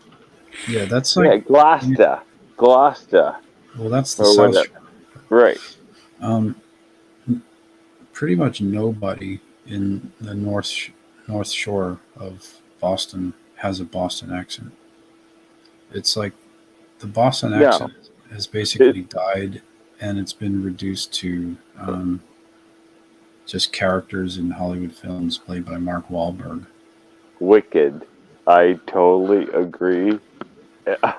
Like, it became what it is that when you came from Boston, they would bring you into a school and teach you dialect for plays or whatever, and say neutral, talk neutral, and so yeah, slowly all our dialects, Hmm. He's not Mark Wahlberg's except not for even from Southern. Boston. Southern is okay. Y'all can take a twang and you could say y'all what you want, and that's still okay. But everything else is no neutral. Stop talking like somebody. Mark Michael, I'll tell you Wahlberg one is thing right now. from You need to Boston. stop. You need to stop talking smack about Marky Mark.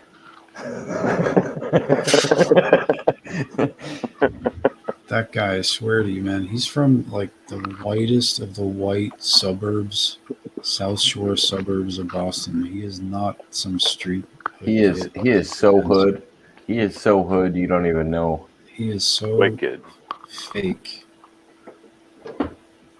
Wicked fake. He's wicked fake. He That's gets right. his hair cut at the barber like everybody else. He's from a place called Braintree, right?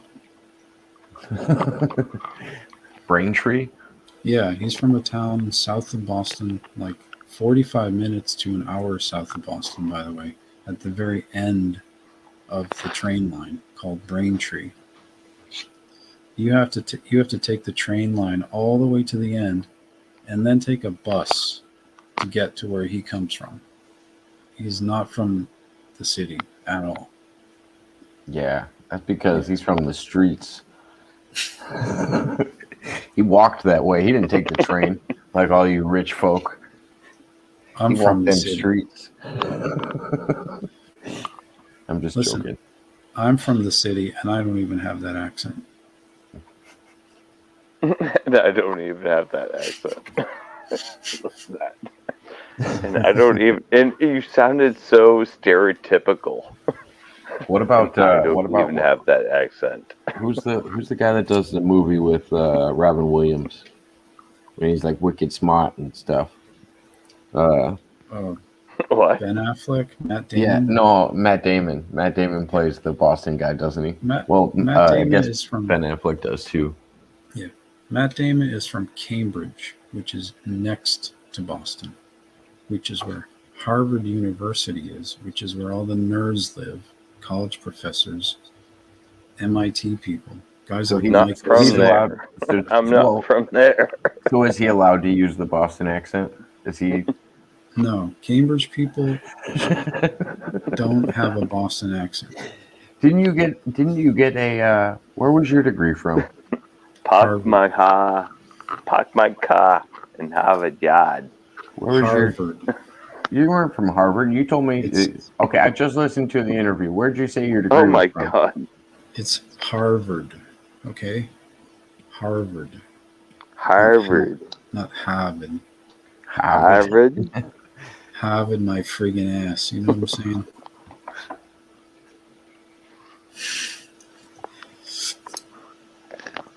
Yeah, I studied at Harvard. I also studied at Cornell. Damn. Did you get a degree through Cornell? Cornell? Yes, quantum physics. Damn. Really? I'm My also friend is in physics. Hmm. Like, he's got a degree in physics. Like, what? I'm You also got an oil quantum and gas physics? and Wait, hold on. Wait, hold on. This whole conversation just changed. What the hell? well, yeah, quantum physics. I studied that, and it helped me actually later to really understand the basic principles of time travel and how the universe works, because Yeah. the macro and the micro are basically Yeah. the same thing. They're just like smaller versions. Like there's the big one, then there's the small one inside it. There's a smaller one even inside that, and we don't even. You know how we know we can't understand how big the universe is because it's just so big. We yeah. We can't really even understand how small the smallest thing is because it's so small. We Well, can't even and see. yeah. Well, Well, and this is quantum what. physics is so unpredictable. I don't even understand how it's not like above is below because Mm, quantum physics acts way different than regular physics. yeah, and interestingly, there's a new movie about the macro universe. It's a science fiction movie that just came out. Um, I just watched. I forget what it's called, but it has Dan Aykroyd. Is it? No, wait. What's that guy's name? Bill Murray. Sorry, I get them confused. Bill Murray is in it.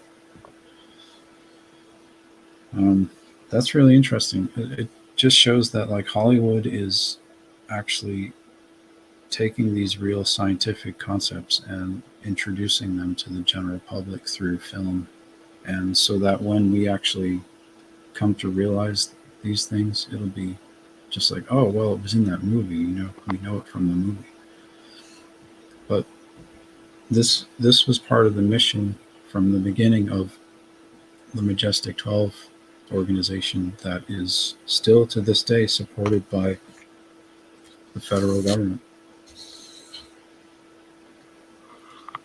If So, your Majestic 12 is talking about like people picking apart movies and seeing how they're like paid for and socially like like changing our society, yes, I'll join and I'll be the next 12. Yay. Well, it's not like you can just join it, Oh, but sorry. it does exist. Well, I'm just saying I understand it now. Mm-hmm. Is that that's been going on for decades. Yeah. Like since Reagan. It's been going on for decades. So, so, so, Michael, last thing I wanted you to get to tonight before I have to wrap up because I didn't realize I'm almost 3.5 hours in. Um, finish what happened on Mars with Barack Obama, um, and how that story ties up. Which part? The So we the we part where covered he you we almost got. covered you and Barack Obama going to the surface Mhm. of Mars. Mhm. Oh yeah, We the information that we gathered is in a CIA paper which has been recently declassified on the CIA website, which you can go take a look at. It's Mars remote viewing, CIA, CIA.gov. I believe you just Google search that, it will show up. And the date on it is 1984, even though it did happen in, I think, probably 1979, but it wasn't written down or transcribed probably until 1984 or something. I don't know why it has 1984, and I still have yet to figure that out, but um, it wasn't actually made in 1984. It was made probably middle of 1979.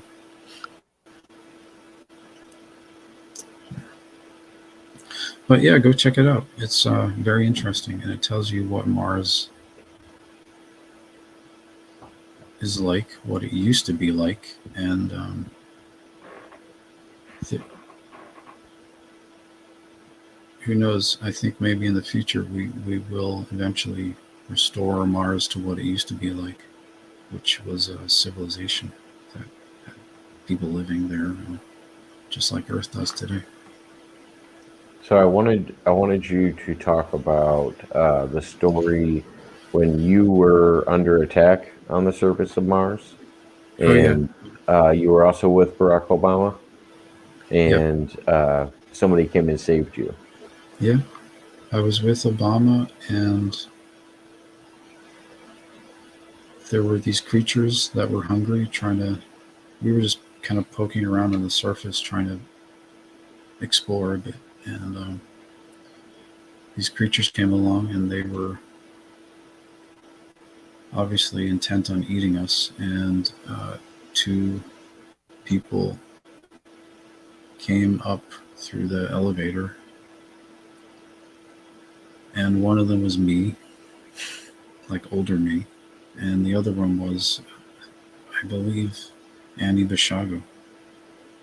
And we had weapons, like laser gun weapons, and we shot at those creatures and killed them, and rescued, like saved Obama and saved younger me. So, yeah, I actually met my older self when I was little. And yeah, no, I was hoping that Infinite got to hear that side, because he was wondering if it was a future event or a past event. And I think that story really helps you place when it took place, if there was a future version of yourself that witnessed it, and also a younger version of yourself that witnessed it. Like there's very few stories that you get those different perspectives at different ages. Yeah, there was the older version of me was like 44, because I remember that happening also. So I remember both of them. And then somebody in the chat wanted to know more about your slogan, "Make America the Greatest Again." Well, it's not a nod to Donald Trump, I will tell you that much. It's more of a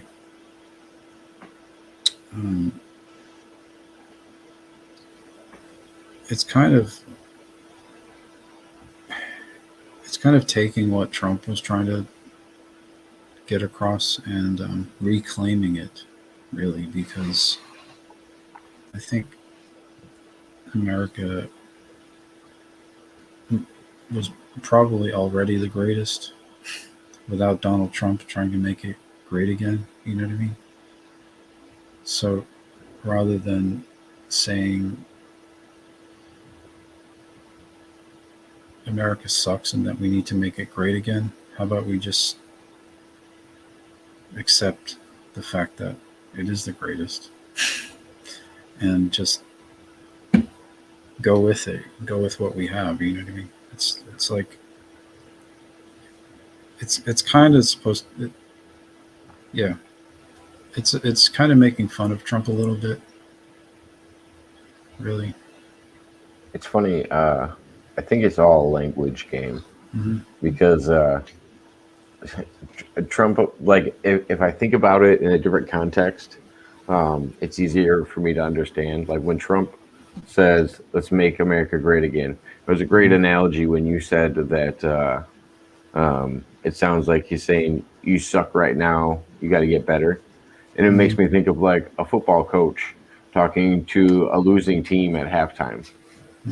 You know what I mean? It's like there's different methods of talking to whatever you're calling your team, and different approaches, but it's all just language games.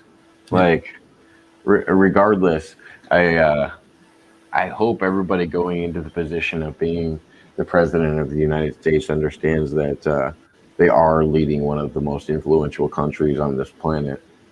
And it's like, oh, okay. I hope you really understand the magnitude of this, because I wonder about the first one. I mean our current one. I mean, not the first one. Our current president, if he understands the magnitude of his job sometimes, or if he understands his impact on outsiders looking in from outside of this country. I don't think he cares, man.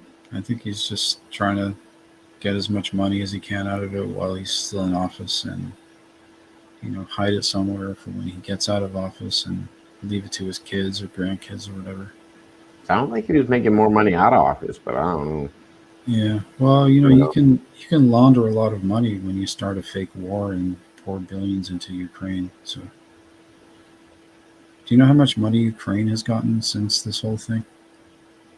Quite a bit. A little bit of that just got leaked. Like $47 billion has gotten poured into Ukraine. not just from the United States, but from everywhere. And so, let I me was gonna say ask you, because Russia just found out about a bunch of it from the United States. yeah, how much of that do you think can get laundered back to Joe Biden and co? Oh, I don't know. Yeah, Wasn't exactly. that so? Wasn't that the so? Did you look into that recent leak with the Ukrainian information and that 21-year-old or whatever that worked for the CIA?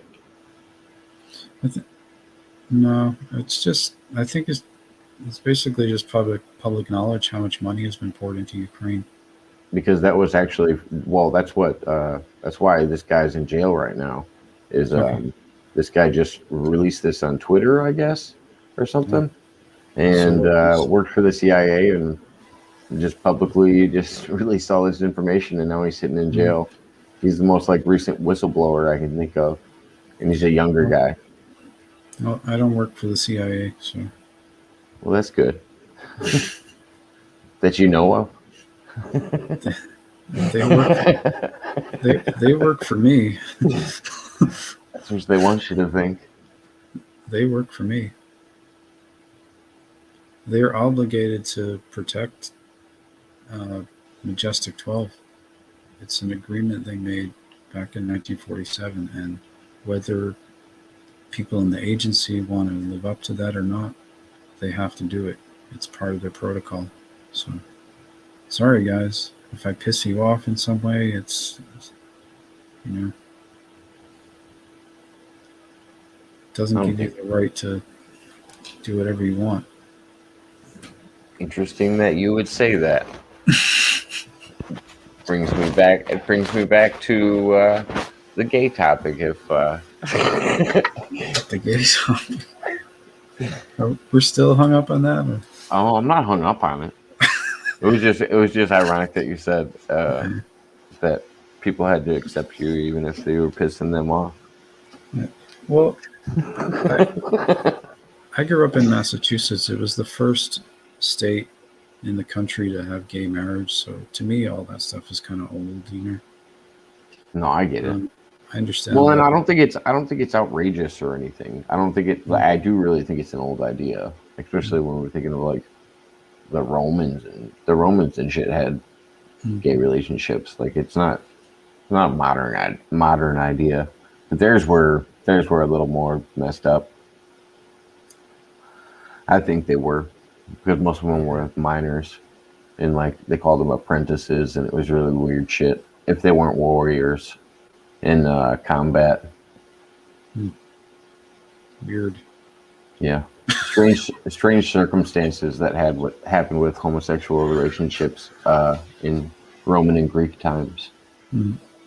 at least for how they developed. It's that Well, spectrum that Infinite was talking about. yeah. I don't know anything about that spectrum. Oh man, but no, I was trying to Oh, think of if there was anything else in the interview that I missed. Did you listen back to it when I gave it to you, when I gave you that copy recently, or did you just um, download it? yeah, I just downloaded it. One thing I was taught though, growing up, was that boys have a penis and girls have a vagina. This is So true. there you go. I just always thought that that's that's how it is. You know? I actually saw that in a movie. I don't remember what it was. Some movie with Arnold Schwarzenegger, Yep. Good old Arnold. like Kindergarten Cop, I think it was. A little kid stands up in kindergarten and says it. Hmm. Interesting. I'm I'm trying to become Arnold Schwarzenegger's lawyer Why? because I believe that he is eligible to run for president and become president, but he doesn't understand that yet because his understanding of the constitutional requirements are limited. I think he has an incorrect concept of what the Constitution requires for someone to become president and thinks that he isn't eligible because he wasn't born inside the United States. But that's simply not true. He was born in Allied occupied Austria, which was liberated from Germany and occupied for somewhere around 10 years before it became its own country. So, in that 10-year window, he was born on uh, in U.S. territory. So, therefore, he was Is it born. because it's governed by U.S. Is it considered U.S. territory, or is it At just that, something they have jurisdiction over at the time? yeah, at that time, it was an occupied territory, and thus anyone born inside it was legally considered a citizen of all of those countries that were occupying it. The Could United you States could being you one of them. could you make that claim for people born in the Middle East when we were in the Middle East? It is an arguable point, yes. I mean, it's similar to how, say, someone was born in Alaska or Hawaii before they became states. I mean, those places Wouldn't happen to be. it? But wouldn't it fall to whoever owned that territory or governed that territory Governed it. Yeah, um, prior to its new ownership? yeah, You wouldn't get citizenship, and like if I lived in Louisiana and it used to be owned by France, I couldn't call myself French because no, it now falls under American territory. right. So you would be a U.S. citizen, and it's the same with people who were born in the Philippines after World War II. They're all U.S. citizens. People who were born in Iceland after World War II, they're all U.S. citizens. Um, If I was from Louisiana, I would say I was gifted um, French citizenship, mhm. just because wasn't Louisiana a gift? Well, it was purchased, the Louisiana Purchase. I know. I thought it was like gifted with something else. No, But the French don't give anything as a gift. They make you pay for it. They gave the Statue of Liberty. oh, that was the receipt. Yeah, yeah. I don't know. Maybe we should give that back. I don't know. I'll ask I don't them know. when I go over. Hey, you guys want that statue back? We can't give it back because Kind of otherwise, clogging up. I don't know. Planet of the Apes will never be the same if we That's give true. it back. I don't want to ruin something good in the future. Yeah, but it's clogging up the harbor. Samuel. It's clogging up the harbor, though. Yeah, well, they're throwing enough shit in the harbor over in Boston. Well, that's in New They York. fuck up the harbor on their own. Hmm. And all that Jersey Shore garbage washing down. That's New York. That too. Don't confuse Boston with New York. Um, I don't think you get to a pretty. I mean, I'll be honest. I don't really like that. I don't really like the northern coastline Hmm. on that side. On that side of the U.S. Yeah, I don't like what's happening to the Northeast. I really don't. I think I that wish it. I just wish it was less. I don't know, modernized, more like the other northern coast, like Washington. I think yeah, Washington isn't as modernized as like your main New York area. mm, yeah. I like Although, more wilderness. yeah, me too. Um, I really like Wyoming There and you go. Montana and stuff. I have a place in Wyoming which I like a lot. I mean, I live in farming country, and even I Mm, know it wouldn't look like this. It might. Ours is like a. Ours would probably be like a swampy grassland area. mm, If it wouldn't be so industrialized for farming. So like I can tell, even my landscape's destroyed. There's yeah, very few places that you can really go to where like you look at the majority of the state and it's like, oh my gosh, this place is just beautiful as is, and they're not yeah, doing anything to it. yeah, yeah. I hate when we try to mess things up, when we try to improve things and then mess them up in the process. It's like, Yeah, I have an I just argument for that with when it comes to like the big cities. Is I'm convinced that's what causes more murder and more insanity. And there's been these studies that they do on rats that when they put them in larger communities with just rats stacked on top of each other and they're all fighting for the same things. There's more murder. There's more actual what is it? Psychotic or um, it's some kind of psycho problem where there's more insane people just in society when it comes to the rats, and they've done this study over and over again. They always get the same results, and it just seems like the rats that are spread out and aren't stacked on top of each other and large communes just seem to do better. It's yeah, just weird, and we structure all of our major cities like that, and then we wonder why they have like strange crime rates or anything like that. It just promotes a bad um, idea, especially when we have such a big country. We can spread out yeah, in it so well if we wanted to. yeah. No, I mean, like, there's so much of it that's just there's nothing. I mean, like where I am. I mean, I'm in West Texas, right? It's like there's nothing. There's literally nothing. It's just road, dirt, grass.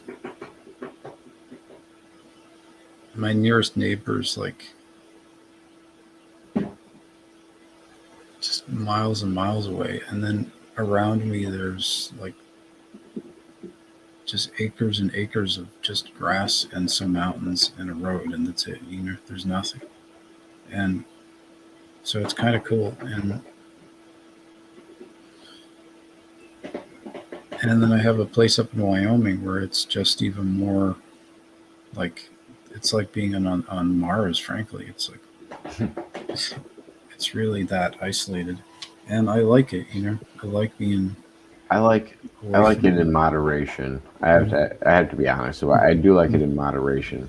mm, I do like human contact.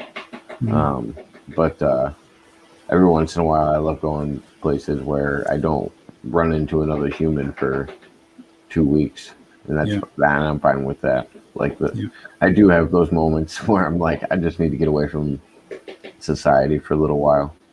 yeah. I think I've had enough of living in cities. You know, like if ever again, frankly. Oh I yeah, mean, no, I would never be comfortable. I agree 100%. when I grew up right around Boston, mostly. I lived I lived right in Boston. I lived in Calgary. I lived in Dublin. I lived in New York. It's like after that, it's just kind of you know. You've Yeah, seen one, that would wear you out. yeah. You've seen one city. You've seen them all. Basically, they're all the same. They're Well, all the same. no, they definitely are, and I feel like I don't know why, but there's something. I don't know if it's a human characteristic or what, but they always think the grass is greener, kind of when you move or go somewhere else, and it's just the same thing, different people. It's Yeah. always the same circumstances.